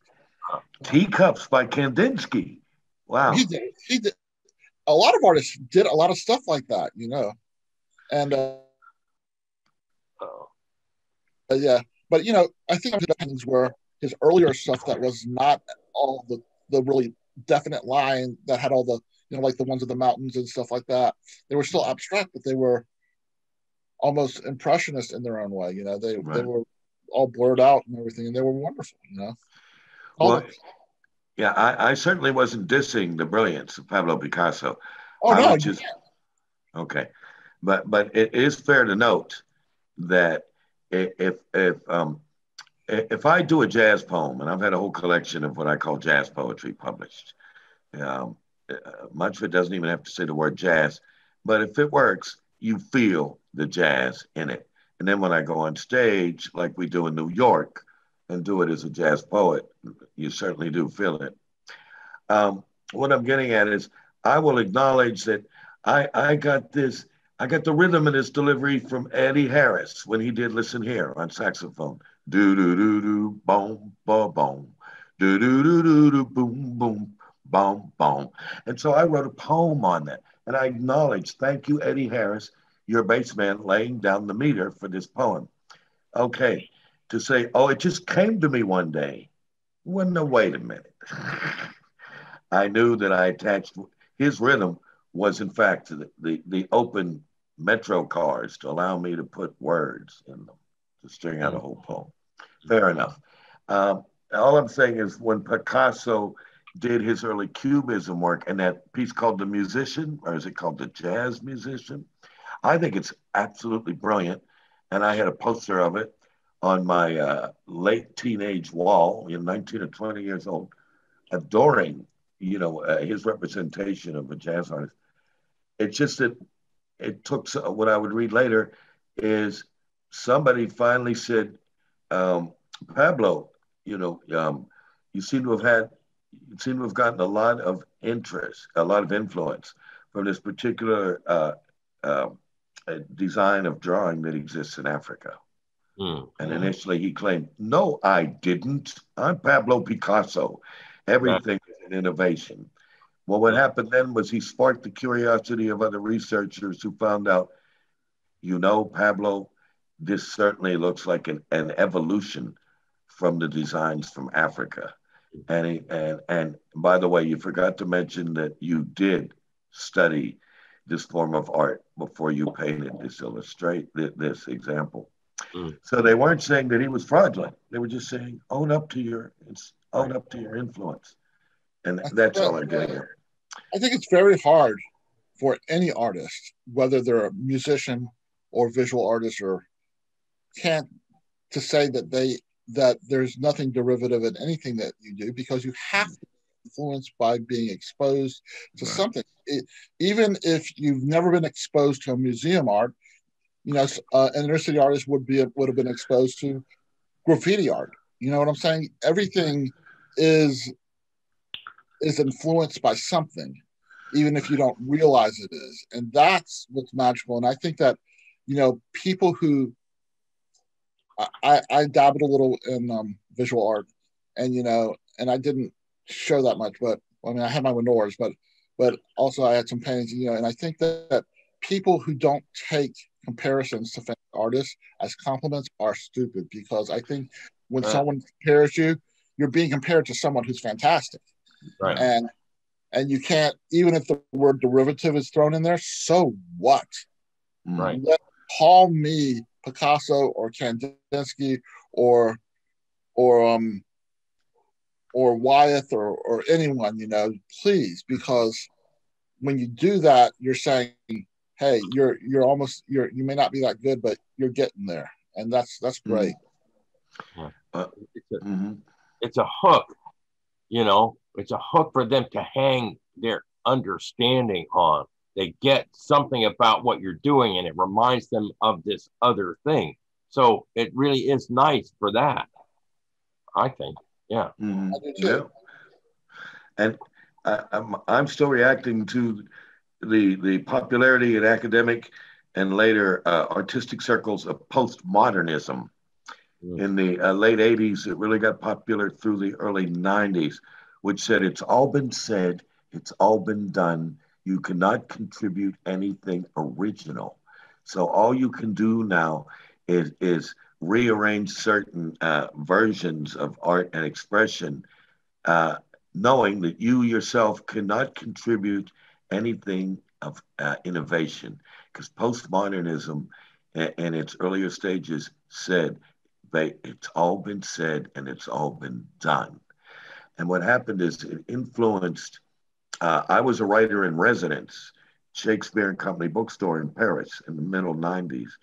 And people would come in, kids, I'm in my 30s, they're like 18 to 24, saying, I went, wow, I like that poem.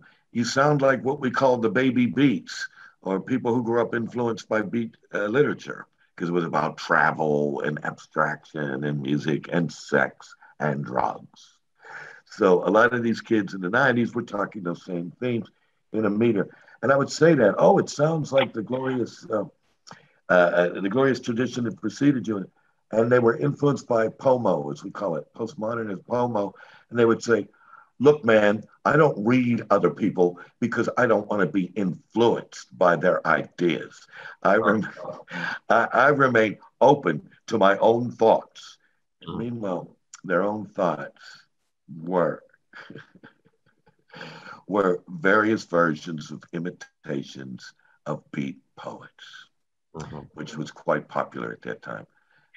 And that really busted my butt because because I and others, those of us who were going to stay as writers, were as Dane said, we were glad to mention influences. I was glad to say, Thomas Wolfe, Look Homeward, Angel, and an unemployment line in Pittsburgh, and at 19, I was reading his novel and a long strung out unemployment line and realized I could be a novelist. Look at this guy. Not, looking up toward him. And then there was, I could tell a bullshit story like Henry Miller, and people might even like me. He bullshitted all the way through 3 volumes of the Rosy Crucifixion. And people love him. And I read every page. And then there was the heart and soul of my nation was best expressed to me by James Baldwin. We will love and embrace each other as fellow Americans, or we will both surely equally suffer for the lack thereof. See, there was no one-upmanship. Right. We will both equally suffer from the lack thereof. And I went, that's where I feel. Right. Anyway, so Pomo came along and tried to destroy that.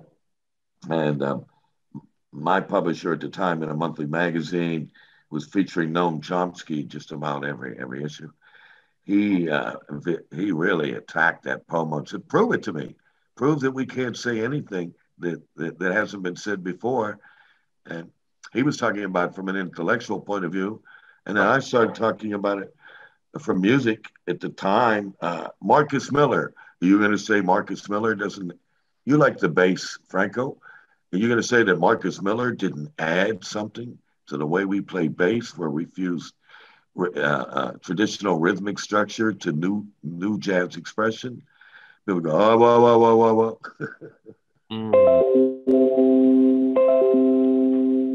Okay, well, I don't know if that's a call from God or somebody unmuted. Wonder if that's somebody trying to get in. I'll see participants. Here we go. Well, okay. One person is waiting. That's Jack. Okay, I'm gonna admit Jack Cooper. All right. Let's see. We'll give him a second to come in. Yeah. Oh, there he is. Muted. Can I hear you? Here I am. Here you are. I don't know how that happened. I'm sorry, what? I don't know how that happened, but I'm glad to be here. Well, what happened? What do you mean? Well, I've been trying to get in, it's just, it always says that it's, the host is waiting to open or, and there's no link. There's no link on the Angora site. Right. And okay, so now Claire wants to come in, and I've just admitted her. Oh, good. So I'm going to save my apology till Claire comes on board so I can tell you both briefly how we fucked up. Oh. Yeah. Well, do you want to trade stories? Why? Did you fuck up? Inveterately, yeah. Okay, come on in, Claire. It says joining. So this is like what did they call it on Star Trek? Beam Me Up was called what? What was the scientific name for it? Beam Me Up, Scotty. No, but what was it called? Energize, right? Oh, it was Energizing? Yeah. So, I mean, of course, the big news for me is that I got my camera going. Oh no! No, it's good. It's the first time. I mean, it's been weeks. I don't know. No, wait. Say this again? The good news is my camera is working. Oh, you got your camera on. Yeah. Okay. Yeah. No, I mean, my camera was not working from at least for the last month. So. Okay. I'm happy to be seen, as well as to see all of you. Okay, well, that's good. Yeah. Glad it's working. Great. And you don't have to jiggle the handle this week on which device to use to come on board. That's right. Oh, that's good. Okay, so we're waiting for Claire. It says, well, now her name is, there she is, mustache and glasses, the prettiest scientist in Angora poets. That's all relative. That's it. Okay, that's true. Hello, Claire. She's jiggling the handle. Hello, Claire. Okay, Mo. Yeah, Vicky. Okay, Rebecca must have been having the same problem because she's been trying to get in, so she's getting ready to try again. Okay, because all right, now I'm doing what Mo told me. Look on participants, which I have now ongoing. I just gave her the message that people were trying, so maybe it wasn't her fault. So she's getting ready to try again now. Well, as soon as her name pops up, my job is to say admit. I hit a blue button that says admit. So I'll do that. Let's see. Okay. Nothing yet, but when her name comes up, I'll do my job and admit her. So hi, Claire Andriani. Hi. Hi, everyone. Okay. Hi, Claire. Okay. So let me explain to Claire and Jack what happened. We fucked up.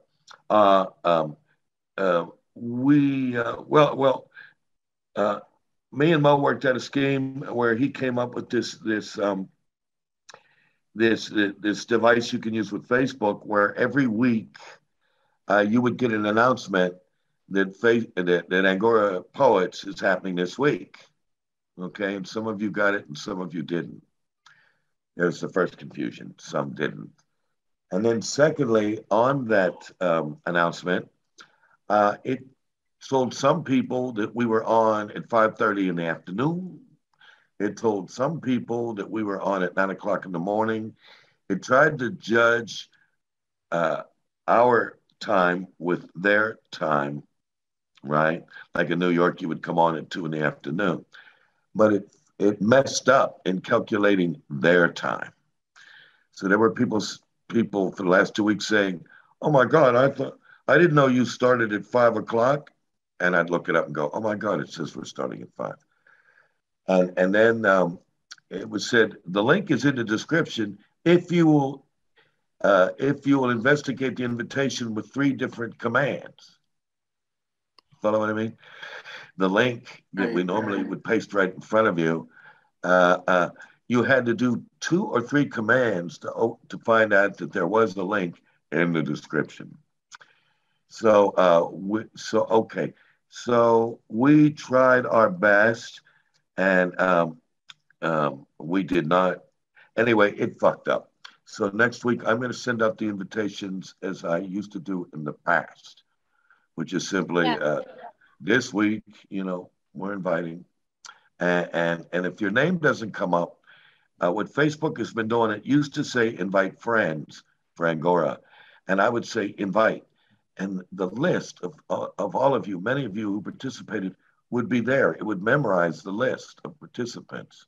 And I'd just check off one after another. Well, now that list doesn't come up.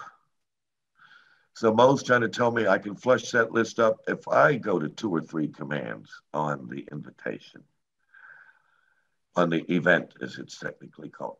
So next week, what all this means is next week, I might just go old-fashioned, post a new photo, a new invite, and look you all up individually and invite you. Okay? Yeah. Because, So, okay, that's the explanation. And we've had 1 full round, and 2 of our people had to go home early.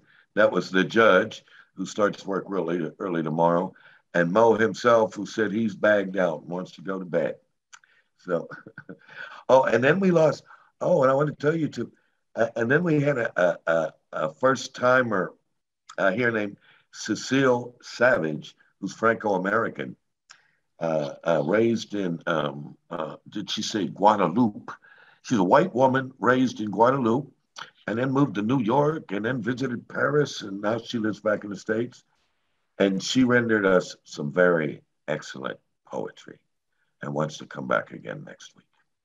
And then we have, if you'll see here, the man with the hat and the menorah behind him, Generalissimo Brian Franco, who has no ideological or scatological connection to the General Franco.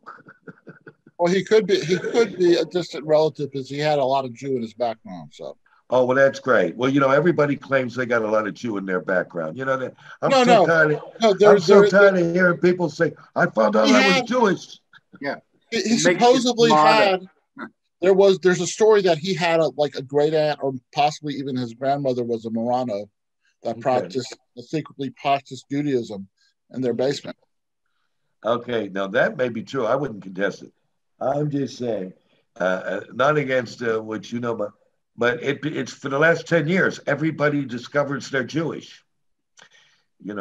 Everybody, and before that, everybody discovered they were Cherokee. Yeah. And for a while, everybody discovered that they were Black. And so it's interesting. That's like before that, when they went to the spiritual advisor on past lives, they were never a goddamn peasant in the shit-filled fields. Oh, no, I was Mary, Queen of Scots, she told me. And I'm directly descended from the sperm of Alexander the Great. Okay. Were any of you in your past lives just schmucks? Yeah. Oh, no. Oh, no. And my spiritual tea leaf raider for $500, she gave me the good stuff. Yeah, that's funny. I'm a skeptic about it. Although I do agree, there's a lot of white people with Black blood in them, and that would be true, and they look totally white. That was found out in a survey in Great Britain 20 years ago when they first came up with DNA testing. They asked about 100,000 Britons would they voluntarily submit to a DNA test because it just came out as a consumer item, get your DNA tested. And they did. And they found out, and it was a reputable source, from what I understand, nobody contested it, that the lab that did it. They found out that thousands and thousands and thousands of blue-eyed, blonde, thin-lipped English had a sizable portion of African DNA trace in their blood. Mm. And so it became, that's kind of cool, and weird. I mean, they were talking about people that really looked, historically English. Thin features, the receding jaw, the thin lip, bad teeth. Hey.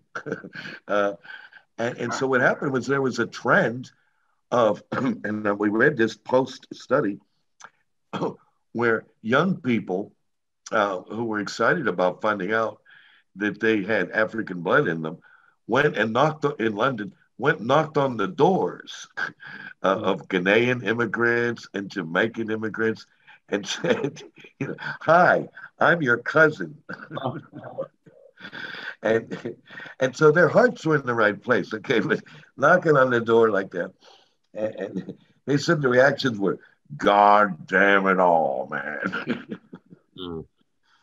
They said they got quite humorous reactions from, what do you call it, certifiably Black Britons, from Ghana and the English-speaking South Cameroon and then, Jamaica, who were just going, so you Black? Yes, I'm Black. Here's my DNA.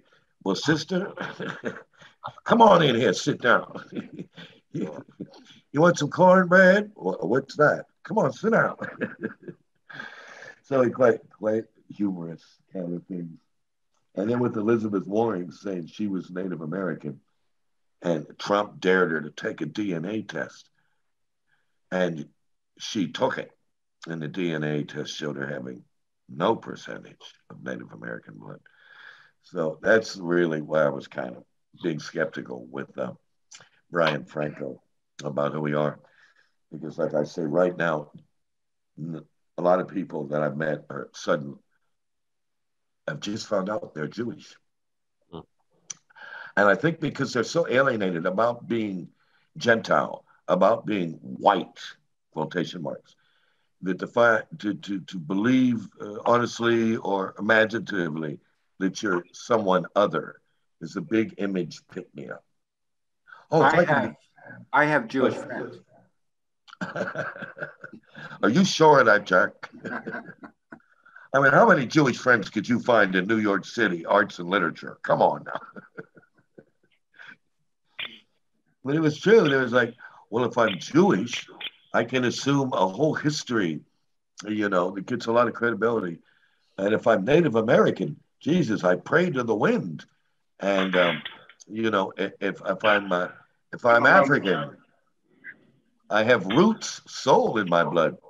And I think that was a way of an alternative to saying, what? I'm just by appearance sake another white American.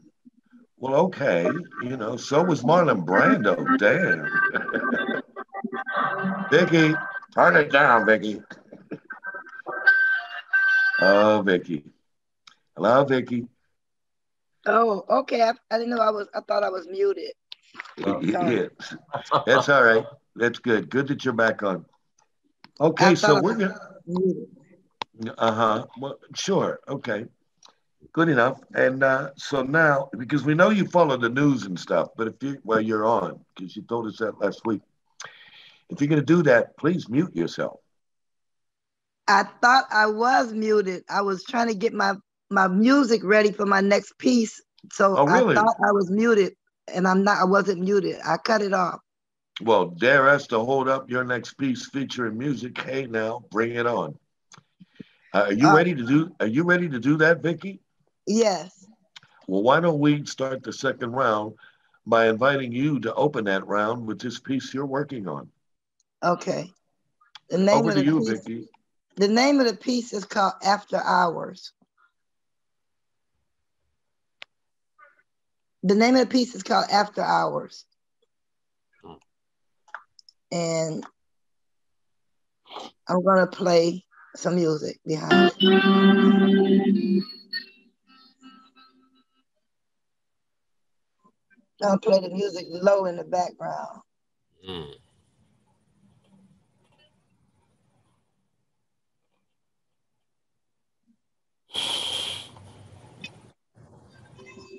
After Hours. Back in the day, there was dudes in duds and broken down brims. I mean, they had hats cocked and bent. They had creases in trousers. That's when thugs were gents. There was people with attitudes. I mean, women too. Demeanor and outfits like Ebony's front pages. I'm talking dudes in duds and broken down brims. Money on backs, eyes watching the eyes of the watchers, entrances and exits, wink or nod, jazz in smoky rooms. I mean, people well groomed and manicured, they would sashay across the room. Stepping off in valley shoes, shined, no scuff. I mean, people strutting they stuff in after hours. High profile, dudes and duds and broken down brims.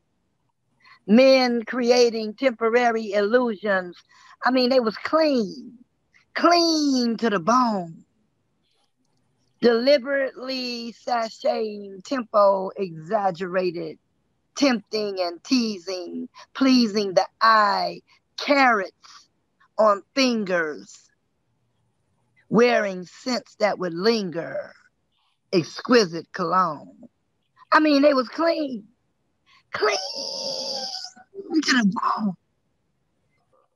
Faded edges, role playing, no script, dudes in duds and broken down brims, cocked and bent, attitudes in threads. We would wait to be called in that back room where they would spit that gangster wit. We would wait before videos. There was dudes and duds and sweet tongues, glib tongues making points in after hour joints.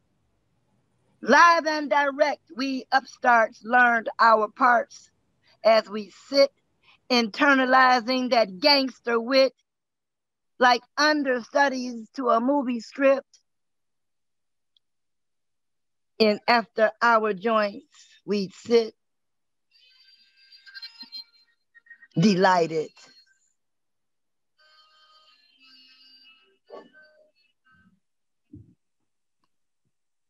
In peace. All right. That's some throwback. Yeah, I remember when I saw my grandfather wearing a fedora, an Italian fedora, and that's when I knew. He put it on my head. It was much bigger than my head. I was very young. I knew I was going to be styling with a hat. Hey, and you know what? You used the word clean. They were clean, and sometimes they would say, like James Brown, he's a clean machine. Before the word fly and entered the lexicon, fly guy, fly girl means well dressed, looking out there for the action, which replaced the word clean. Cleaner Yeah, than the Board of Health. that's it. So now the equivalent of that, the evolution is fly. Fly, you fly. And they like to use swag now. But there Yeah. you go, the entomology, if you Well, if you will. look on my homepage on Facebook, you'll see a picture of my dad, and he was clean to the bone. He had on his suit, and that's how he dressed every day with the diamond on his pinky. You know, yeah, man. Yeah, the pinky That's how they ring. did it. With the The big pinky diamond. ring.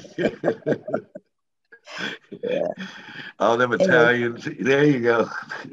yeah. Well, that's all he hung out with. You Yeah, know, my dad. Yeah. My yeah. dad. He was It- one of those that liked to dress, and he'd always take me to after hour places, even when I was too young to be in there. But that's the life that we lived back then. That was how it was done. You go in the after hour place, you hear the music, you meet the people. Everybody was dressed to the T. You yeah. know, do's and does and broken down brims, money on backs, like I said. Mm, Women sitting around just to be understudies, like they were getting an understudy for a movie part, just listening to gangster wit. Man, it was like no. that. It was like that back then. Or, So or thank you for just letting me. or just simply individuals who wanted to look good. It didn't all have to be gangster. You Yeah. could Well, I'm simply. saying the gangster wit that they spit, that was the code of the streets. You would teach the understudies, the upstarts, like they Yeah, were playing a part for a movie. You had to yeah. learn the game. You just couldn't jump in the game. You had to learn the game from the old gangsters. You had to learn the game. I Yeah. don't know. All I'm right. talking about this is how it was done where I'm from. Mhm. Yeah. You In know? my Wow. in my experience, you were always too young to be after hours. Right, right. But if you want to learn the game and get the knowledge that they had, you had to sit there and listen. Right. Yeah, Yeah. that's cool. And that's when words like cool entered the common vocabulary and slick. Ain't that slick? It would And be a. It would, my dad did not like that word at all. He oh, hated for anybody to call him slick. He said slick means slimy. well, it didn't mean that in my world, and I I know, but certainly. I'll tell you, that's what my dad was. Now he never liked that word at all. You dare not call him slick. He always said, Okay. no, don't call me slick. Slick means slimy. He hated that. That's all I'm saying. Well, Yeah. it's nice to have models to grow up in. In my case, me and the black people I grew up with, we looked at our Italian neighbors because Right. Italians set the style. Yeah. Italian style. You could talk about being black on black or Irish or Jewish or something, but really what we were all nodding at was Italian style. For like you said, Right. from the shoes all the way to the fedora brim, it was That's right. Italian. And Yeah, still like I today, said, if you go on my page, you'll see a picture I put up there of my dad. Just scroll down a little bit. And okay, definitely Little Italy was right next to my neighborhood. So those yeah, are basically okay, those are the yeah, people he spent time with, not just mm, time on the outside, but time on the inside. See, I came up. okay, all right, yeah, I get you. I feel you on that. Okay. All right. Well, thank you, Vicky. Do you have a second poem for us? Yeah, yeah, I got another piece pulled up for you. It's called wait a minute, where did it go? Okay, wait a minute. Gotta find it. I'm doing a lot of navigating here. But that's Okay. after I already did that. Mm-hmm. Okay, here it is. It's called I Bore a Poem. And this one is about my daughter that was born 4 days before my birthday. And she transcended 6 years ago from lack of potassium. So I wrote this for her birthday. Her name was Kai. And the name of the piece is called I Bore a Poem. In my womb, God wrote a poem. On my birthday, she was born. I used to thank God for my gift. I never loved anyone so much as this. In my womb, God wrote a poem. My own birthday was in 4 days. I used to thank God for my gift. I never loved anyone so much as this. But as she grew and as she lived, I found that she was more than a birthday gift. Kai was more than just another child born. She was here to enlighten, teach, and uplift. She did her job and then she left. I was torn, heartbroken, and bereft. Then one day I realized that in my womb, God had chosen a special place to plant this seed. She more than a rare gift be, even more than a prophetess, still more than a conqueror indeed. March 21st is the day that Kai was born. And it was on this day that I delivered a poem. It was on this day that I delivered a poem. In peace. Love sent out and love felt. Thank you, Vicki. Beautiful. Beautiful. Thank you. Oh, I got one more. Well, now hold on. No, we're doing 2 poems in this round. Oh, I thought Okay. this was Can I give her a compliment? No, I'll tell you what. I'm going to host this, if you don't mind, and we're going to do 2 poems. No, And I didn't say we're doing 3. I just said that, can I do another one? Because we didn't have that many people. It's up to you. Yeah, well, here's what I was gonna say. Let's go through the road of the second round, and as we've done before, invite you or anyone else, if we feel we're still here with time, to do a third poem. Okay. See, that way you get it in based on everybody having the fair take of waiting in line and doing 2 poems, and with time remaining, which you choose on yourself. If you feel there's time remaining, we go with it. And you do anybody does it that way. Okay. That way we can, I think you get the direction in that. That way. Right. Yeah. Okay, cool. Then thank you for now and maybe see you back later. Okay. Okay. Hang in there.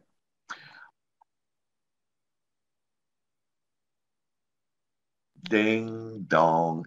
Can we hear from you, Dane? Yes. Thank you. Oh my goodness. What am I reading here?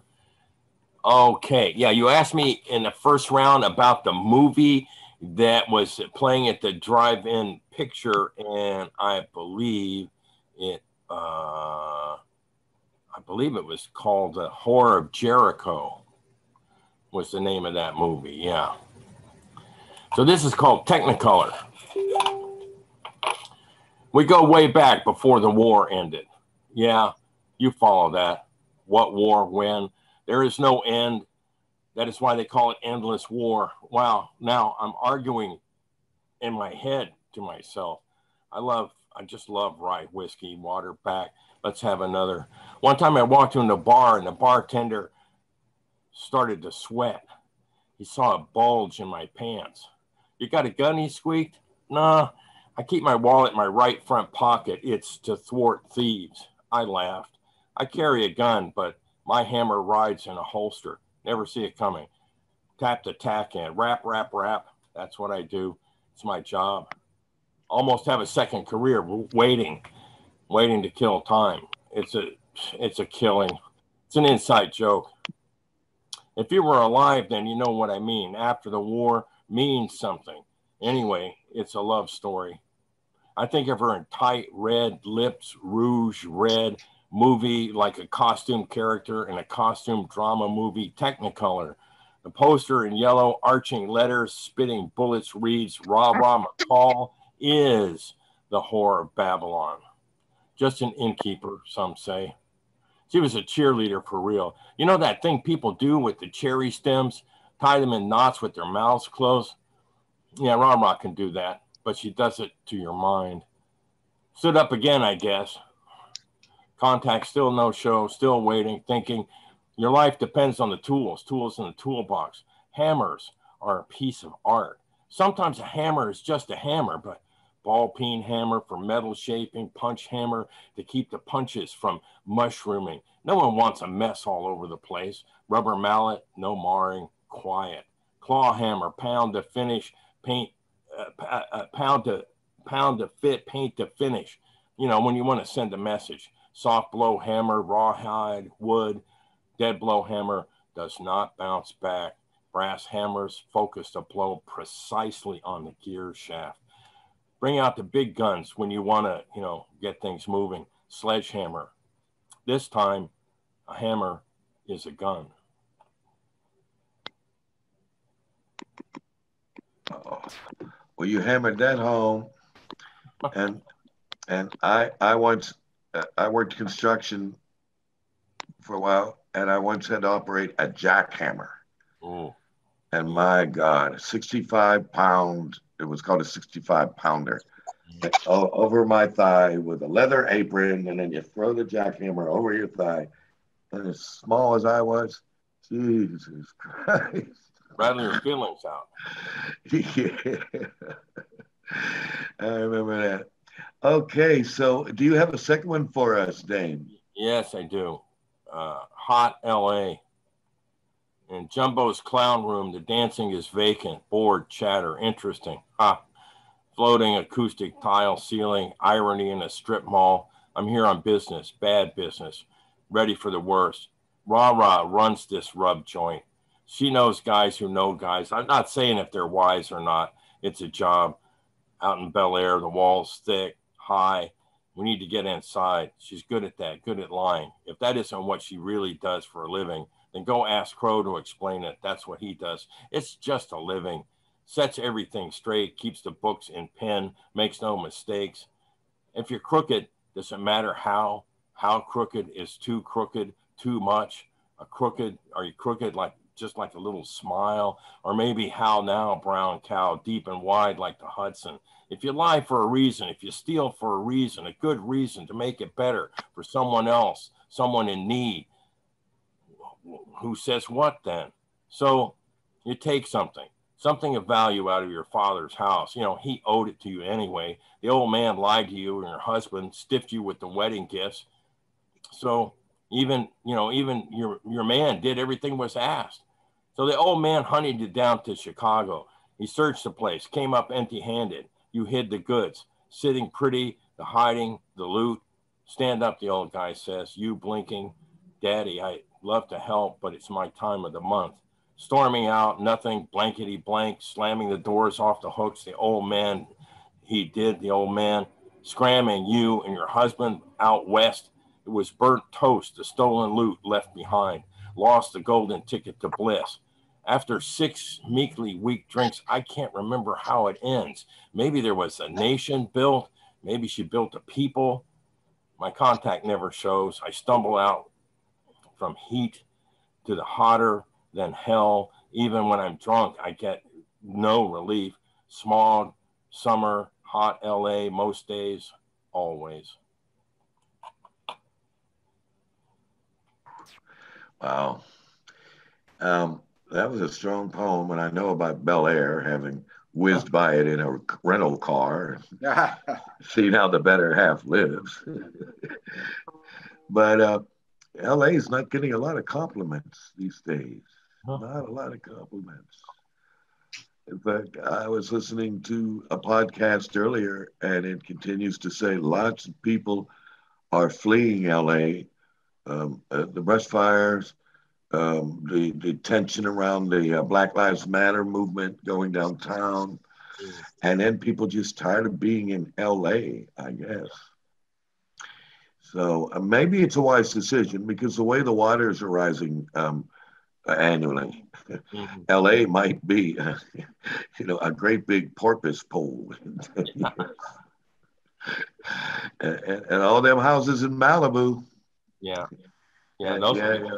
All those just tinder boxes floating atop the waves. Yeah. Who knows? Beachfront property in Pasadena. That's what Altadena, Sierra Madre. Yeah. They say the new beachfront is going to be Nevada or Arizona. I don't know. That's not great. But anyway, thank you. And thank you. Okay, so I was going to call on Brian Franco. Hello, Brian. Unmute. Yes, sir, I'm here. I was eating a sandwich. I don't like to have, you don't need to watch me eat. It's not a pretty sight. Why? It looks so good. You don't know what it was? Master Brian, that hat is fly. Thank you. It's on, you can probably still buy it on sale on the Kangol site. Okay. Yeah, I'll look it up and I'll put it in the chat if you want the model and everything. Oh, please do. Yeah. It comes in two different colors. So yeah. Okay. Hoopa. Now, are you ready to present, or do you need a little more chew? No, I don't need to floss. Don't worry about it. So hold on 1 second. Okay. Okay, the first is a relatively new poem, probably about a week or so old. It's called Sir Paul Mccartney sang the first 2/5 of this poem in a dream one Sunday morning. Get up, run at full speed. Here comes the paparazzi who claim your grandfather was a Nazi despite his tattoo from Buchenwald. They say your family should have never been Jews, and the only way to prove the truth is to exhume his body and give him a 23andMe. In these times when anyone can tell a lie invented to destroy your life, it's up to you to fix unfixable damage done after the internet has caused an eclipse that blocks your sun for what seems like forever. You're living in a world wide web where everywhere you step can turn from solid ground to quicksand in an instant, but Tarzan's not around to hold a branch or vine to pull you out. So when you sink, you realize mud isn't real. You can swim through it easily and see straight through a convoluted forest despite the plastic Christmas trees planted to fuel future forest fires lit by unrepentant liars and remote arsonists who carve their name into matches that turn to dust and ashes, becoming food for future trees. But will partially plastic ash create partially plastic arboreal seas? Have the fire starters figured out a way to sell us rebuilt houses of lies they claim are inflammable, but inflammable is not infallible, and fires will get hotter as the world gets warmer, and how we know what truth is will slowly but surely burn away.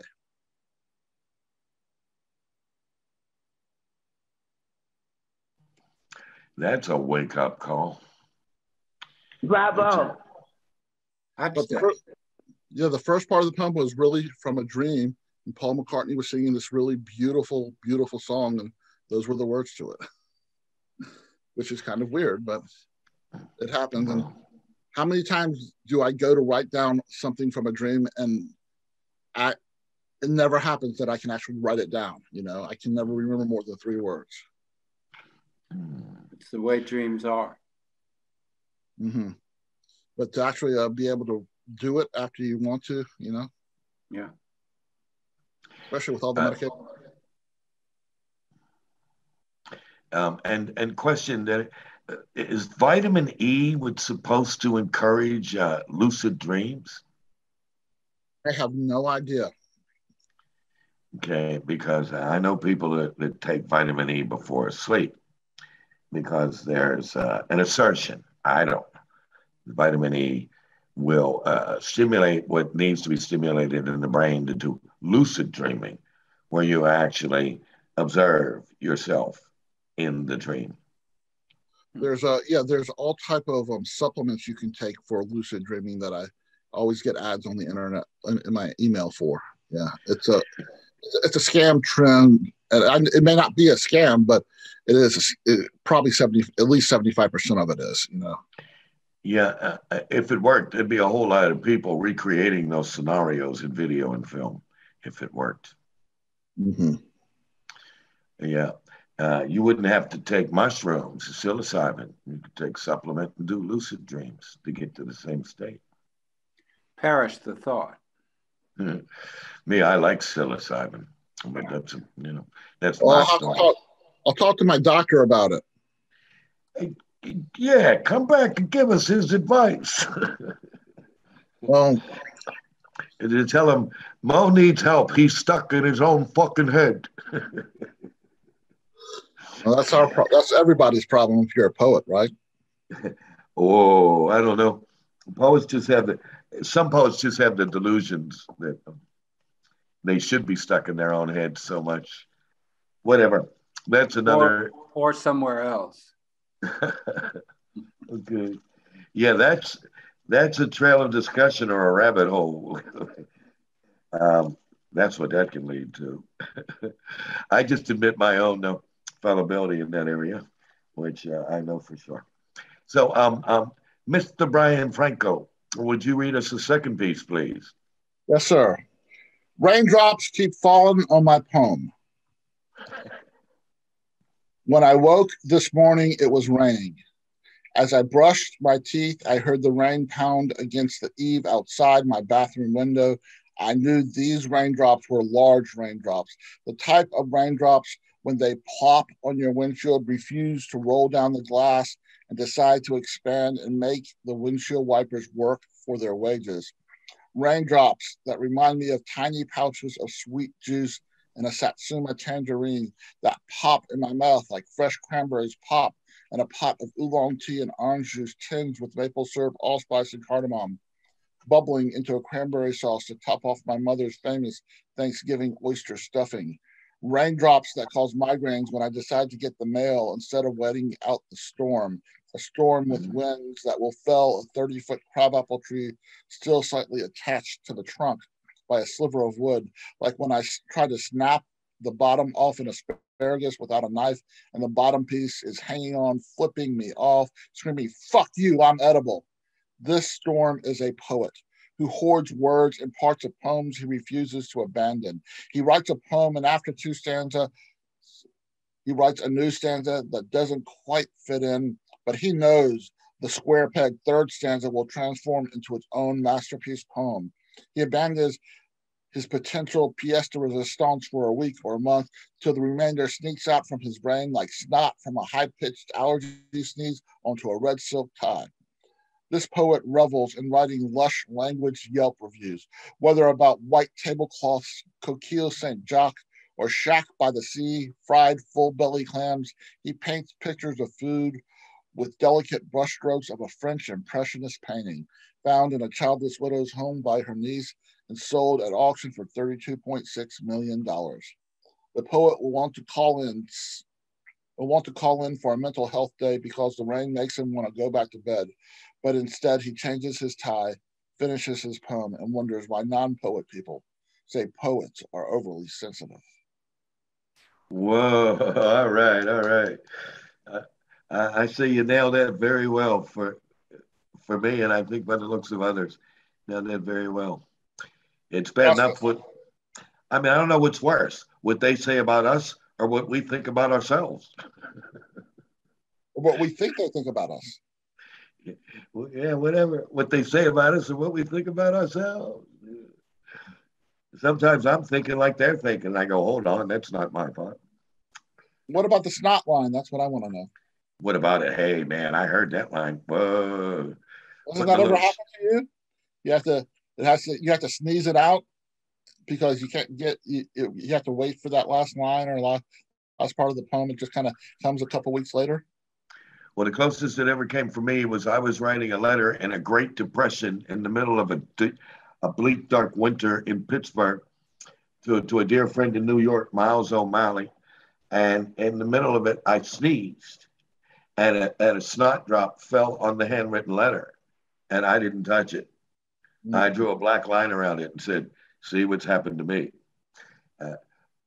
Now that sounds very romantic, right? Now Miles O'Malley, who was a much more practical man than me, wrote me back and said something to the equivalent of "Take a walk and get over it. We need you back in New York." And it was more like "in your eyes, son," not we. You know what I mean? Yeah, it was basically take a walk, get over it. We need you back here. And maybe that was good advice. Anyway, that's what I did. Snot drop on the letter and drew black ink around it. So there was my melodramatic insert, for lack of probably more astute language. Could have been. Anyway, thank you. Thank you, Mr. Franco. And it's good to see you our first time here. I like what you rendered to us. I like that. And I think other people, well, I know other people did too, because I watched their expressions in both rounds. Okay. He's being very reserved. That's cool. Okay. All right. So, by the way, one last question, Mr. Franco. Where are you living? I'm afraid Maine, Portland, Maine, right? Brunswick, Maine. Brunswick, Maine. Okay, good enough. Which is 30 minutes north of Portland, about. Okay, all right. Okay, good enough. Thank you. And let's see, with the 1, 2, 3. I think now we're down to our second round newcomers, which would be Claire and Jack. So would you two like to flip a coin, or would someone wish to read first? Doesn't matter to us. You're both good poets. Well, I would willingly defer to Claire. No, Jack, go first. Okay. Okay, so Jack will go first. And Claire, you will follow Jack, please. Okay. All right, then. This is called Fruit in Age. I taste fruition within. Feel what leaves seems a tree. Like a fig, an apple, or pear, have I put off autumn in my life. Now comprehend why I loved orchards always. That plethora of twist, the precise cursive graying of the bark, intimate, almost sensual, are coming together. Bitten, distilled, unburdening heat between treat and treasure. Surrender to rich retreat, awarded as if shade, a kind of writing.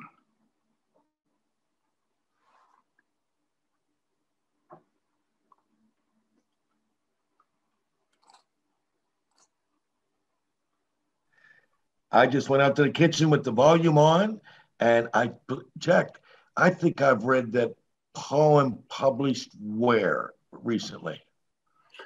Nowhere that I know of. Okay. It's never been published. All right. Did you write a poem similar to that you published in your own newsfeed in maybe B-Zine Arts? Don't know. I mean, I did publish a poem recently that had an Osage orange in it. Oh, well, all right. Yeah. I don't know. Is that from Osage, New York? No, it was actually in, I think it was in Prospect Park, Brooklyn, or else Central Park. Central Park, actually. Okay, well, yeah. Cool, man. Well, good enough. It's definitely the Jack Cooper voice. And that's why I thought I had read this poem, maybe in B-Zine or, Poets Wear Prada or somewhere. Because you did write an autumnal, an autumn poem. Yes, I think that was the Osage Orange one. Okay, good enough. Well, this speaks well of the previous one. So Yeah. thank you. Thank you. Thank you. Because I mean, autumn, man, that's got to touch a poet's heart. Gotta touch a poet's heart. Yeah. Seems to be Yeah. I mean, I tried to publish it once, and those who rejected it commented favorably on a couple of lines. The plethora of twist, the cursive, whatever it was, of bark. The cursive graying of bark, I think. Okay, well, whatever their motive was for rejecting it, when Walt Whitman wrote Leaves of Grass, nobody would publish it. Yeah. So you're in good company. All right. Okay, so can you give us another poem, please? I can. I just would like to know that I can control my apparatus here. Take a minute. Okay. I think oh, no, it's gone again. Let's see. Yes, I can. Okay. This is called The Names. Can I find words for you deeper than those I feel? I know this much, the love that through you opens to a world I have so long desired, rolls beyond a star, imagination never dreamed. You over or below, tell me I'm alive. In a way, the simple act of being defines as well by your side. Grant wish as equilibrium. Such absence cannot disallow, but suspend. To hold you is believe. Have found a better world where alone one may yet remain allied to another, discounting not what disjoins, disguise in nothingness, nature abhors, you and I deny. For none by himself or her exceeds the two together, to which we supply the names.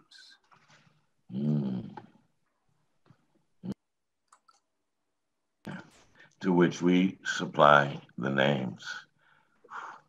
Yeah, that's a predicament that we can all fall into. If I could I just capture it with a name? And don't you know there are other poets? I don't know if it's still popular. Maybe you know better, Jack. You're working with a publisher. You know, Prada wears Poets Wear Prada with Roxanne Hoffman. Yeah, Poets Wear Prada. People who accept submissions for their Rainbow project at the moment. Poets Wear Prada. There you go. Some of us have been published in that, including Bunny was published in Poets Wear Prada. I saw, and Carrie and Jack, and a while ago I got published there. So once again, a shout out to the collective caliber of Angora poets who did get included in that, and those of you who wish to consider submitting in the future, in the present. Okay, so what I want to know is, for a while, there was an obsession, and poets rightfully get obsessions. So I'm not putting a negative on that. You know, if I wasn't obsessed, I wouldn't be a poet. Where they always said, and I must give it a name, and we must name it. There was this stock phrase that came from many poets, particularly from MFW programs, whereas in search of a name, and I must give a name. Do you recall that? Does anybody recall that? I don't. Oh. Well, that query fell flat on its face. The name is at the tip of my tongue. Flat on a face palm. But I remember that. And I remember they were, unlike yourself, they were basically pandering to a prescribed style in MFW programs. And part of the stock, one of the stock items in that was to give it a name, quote unquote, to name it. And then I would naively, reading down the line of the stanza or the next stanza, for why, for what? But it would just stay out there lingering, to name. And so it was kind of an abstract thrown out there in another dimension, I suppose. Anyway, that was good. Thank you very much. Thank you. Now, since you and Claire came on second round, I'm going to ask you both to read a third poem in this round and ask Vicky to follow you in her third poem. Okay? So we are flexible. And some people looked at me earlier when Vicky wanted to read. We are flexible. And so anyway, I would ask Jack and Claire to read a third poem since they were completely absent from the first round. And I know they're not grandstanding, coming in just to be heard and get back off. No, certainly not. Yeah. Okay. Let's see. Once again, I have to order my. Okay, here we go. I think we're ready. This is called Stanislavski Regrets. If I could only escape, quit this uncertain, interminable intermission, hear the bell sound retreat, go on with the part I am, I have not since been playing, neither will nor well enough again. And then the curtain fall, deluge in the midst of getting to, remembering my next line. That's nice. That's nice. I think we got some applause meter on that. Here we go. Up with some applause meters. All right. Very nice. Yeah. What was the last line? I didn't hear it. Remembering my next line. On my next line. Yeah. But, and the line that preceded that was set it up really well. Yes. Jack. Well, yeah. And then the curtain fall, deluge in the midst of getting to, remembering my next line. Right. Good. That's good. That tension and then the curtain fall. Yeah. That's really good. Okay. Thank you, Jack. And thank you, everyone. And now if we could move over, we're back in Paris again as we were with Jack. Now we're in Paris with Claire Andriani. Hello, Claire. Hi, everyone. Hi, Claire. And recall that I invite you to render 3 poems. With pleasure. This one is called I Can't Breathe, the first one. I can't breathe. Between the man who harasses this girl in the metro and the wide eye of darkness roaming above us, I can't breathe. Between words that are whispered and unreal laughter, I can't breathe. This tale I used to be told when I was only 3, that proves to be wrong. The bear chasing the little girl, the wolf eating her, and the witch laughing in victory. I can't breathe. Candy doesn't taste the same in this ocean of misery, and everything seems to merge into darkness.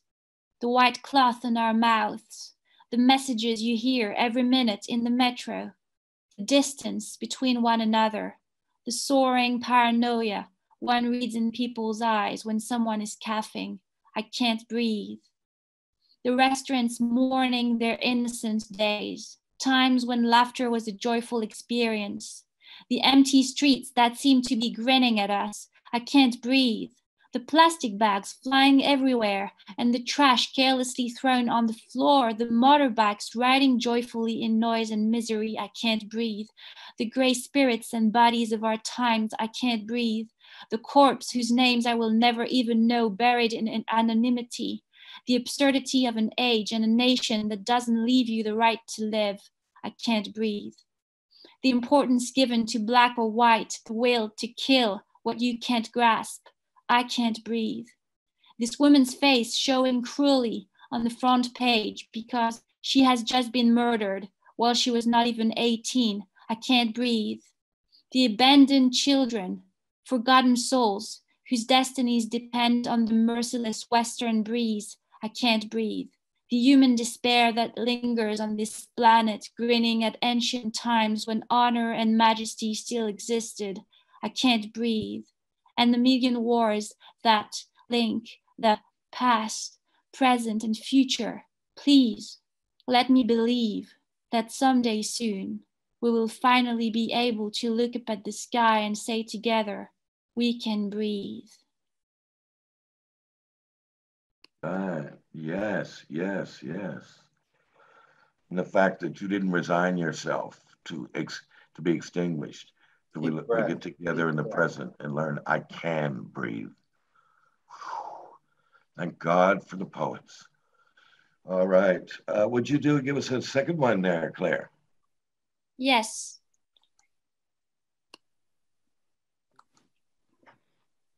My second one is called Almost Blue. When alone, without your body, without your breath, next to mine, I feel like a trumpet without air, and I listen to Chet Baker's Almost Blue, imagining you would still be there, imagining you would blow that trumpet for me. The night sky is gray as a greyhound without master, and I see the stars glide against the web of my unconscious.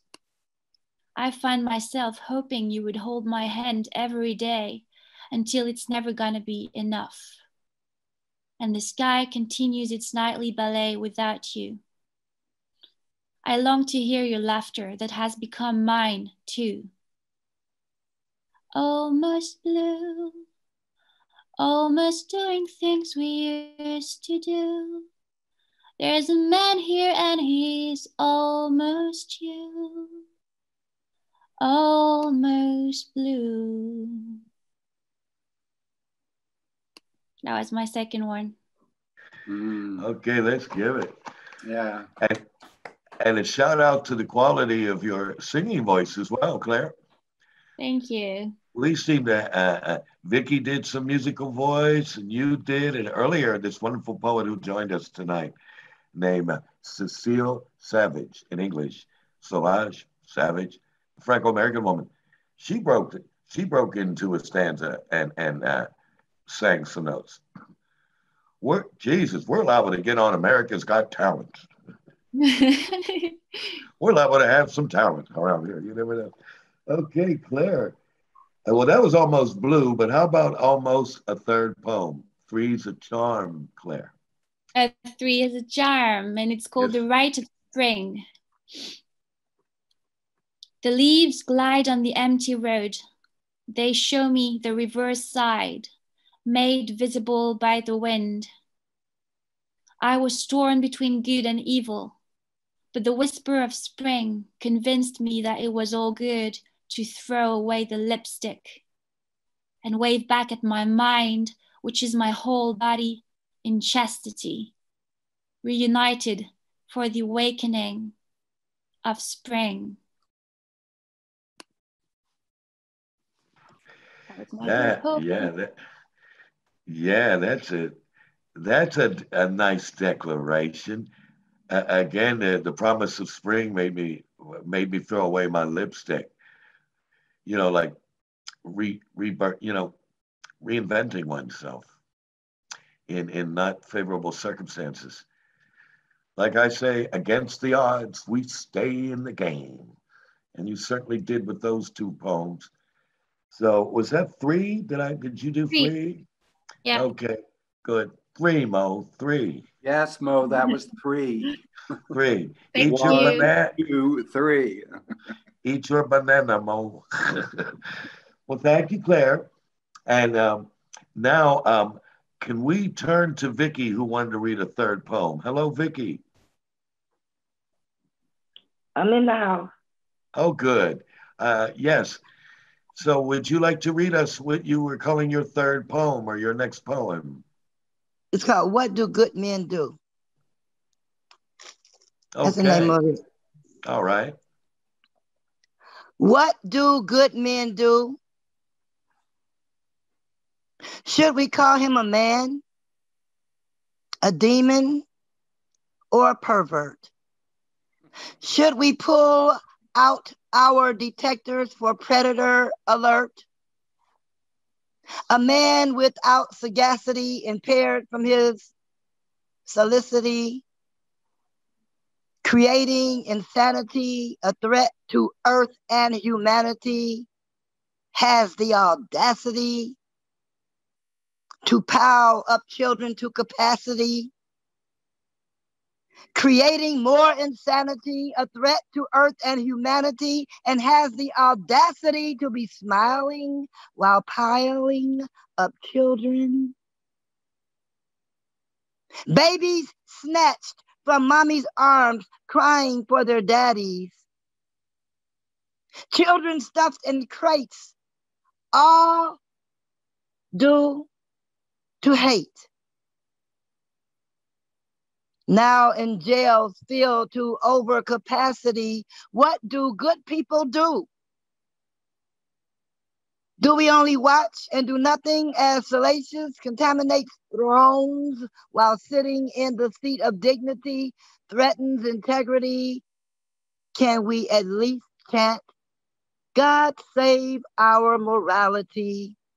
God save our morality. Can we at least chant, God save our children? God save our children. In peace.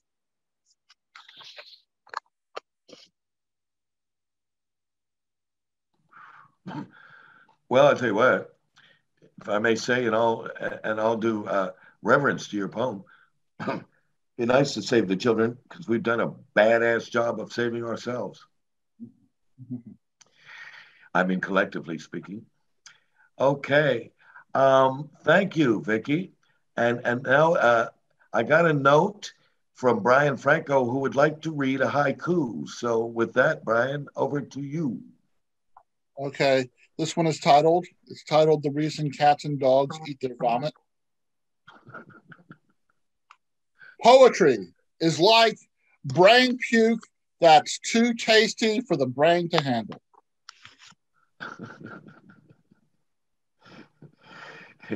Is that from your recent dissertation that was published by Random House? I actually have a poem that is a dissertation. Oh my God! But, okay, I'll do it. I'll do it for you next week. Well, Dane I believe Dane has heard that one more than once.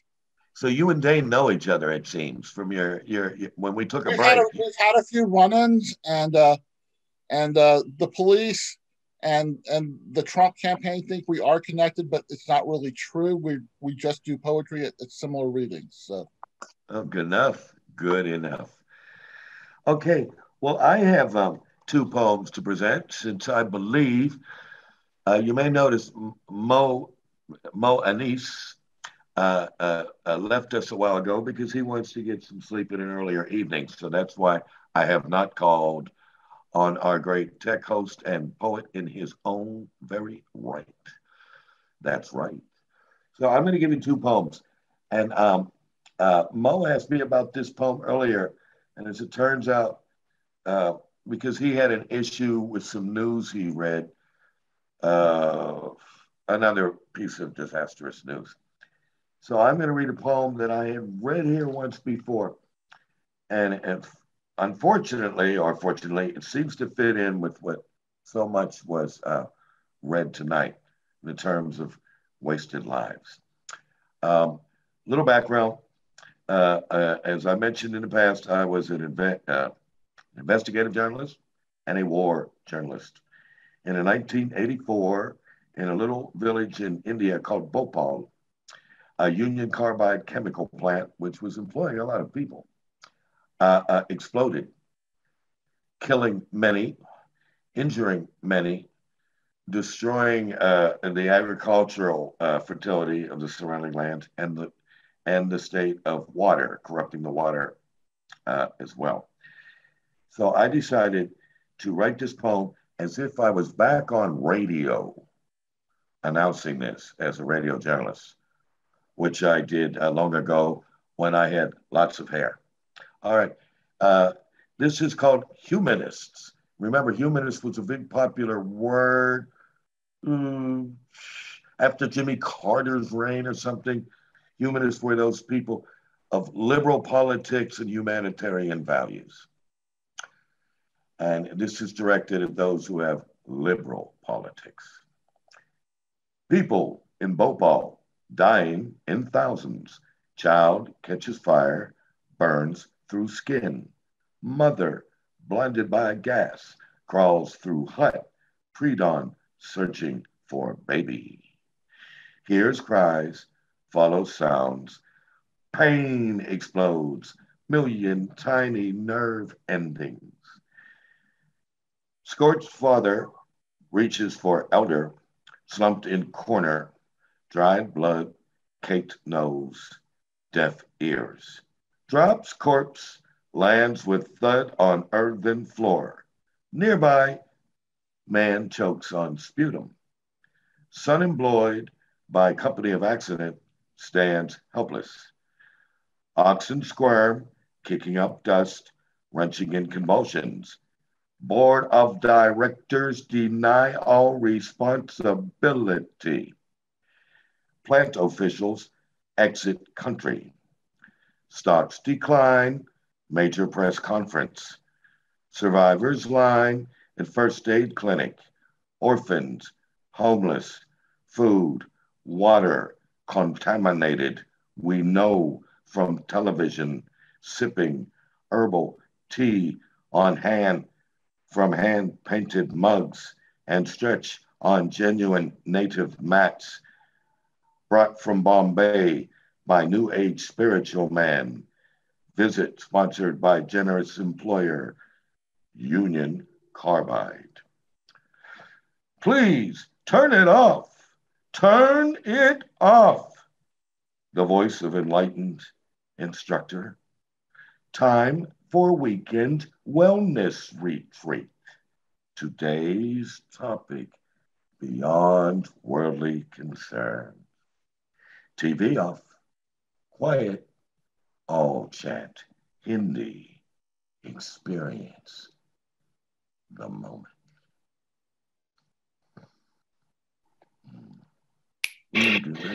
Okay. All right, thank you. And now I want to this poem is for Jack. We were both talking about writing outrageous things that are worth reading or listening to. Because the PC published recently in a publication, a magazine, an online zine called The Opiate out of New York City. So I decided I would try my hand because I like ludicrous statements about myself, that is to say, not anybody else's work. And it goes like this. It came to me on the Metro. So I was reading Intruder in the Dust by John Steinbeck, but I put that down and I always have a paper and pen to write something on because you never know. And it goes like this. It's untitled. I wrote it yesterday on the Metro. And when my Chinese girlfriend saw me stuffing it in my bag when I rose from the Belleville metro steps to meet Ami, my girlfriend. She said, in her limited French, qu'est-ce que tu fais? And I told her this poem and tried to explain it to her, and she just said, let's eat. So, I'm a lover. Here we go. I look into your eyes and see limitless possibilities through the gyroscopic dance charted through your pupils and trance pouring, flashing, pulsing. I look into your eyes. Language fails us both, but honesty comes through the eyes and the draw of a smile. And we know this about each other. I give you my hand to march through it all and watch my false notions vaporize into the useless dust from which they came. Yes, I'm ready to go. I look into your eyes of fairy glass. It might have been the psilocybin. I don't care.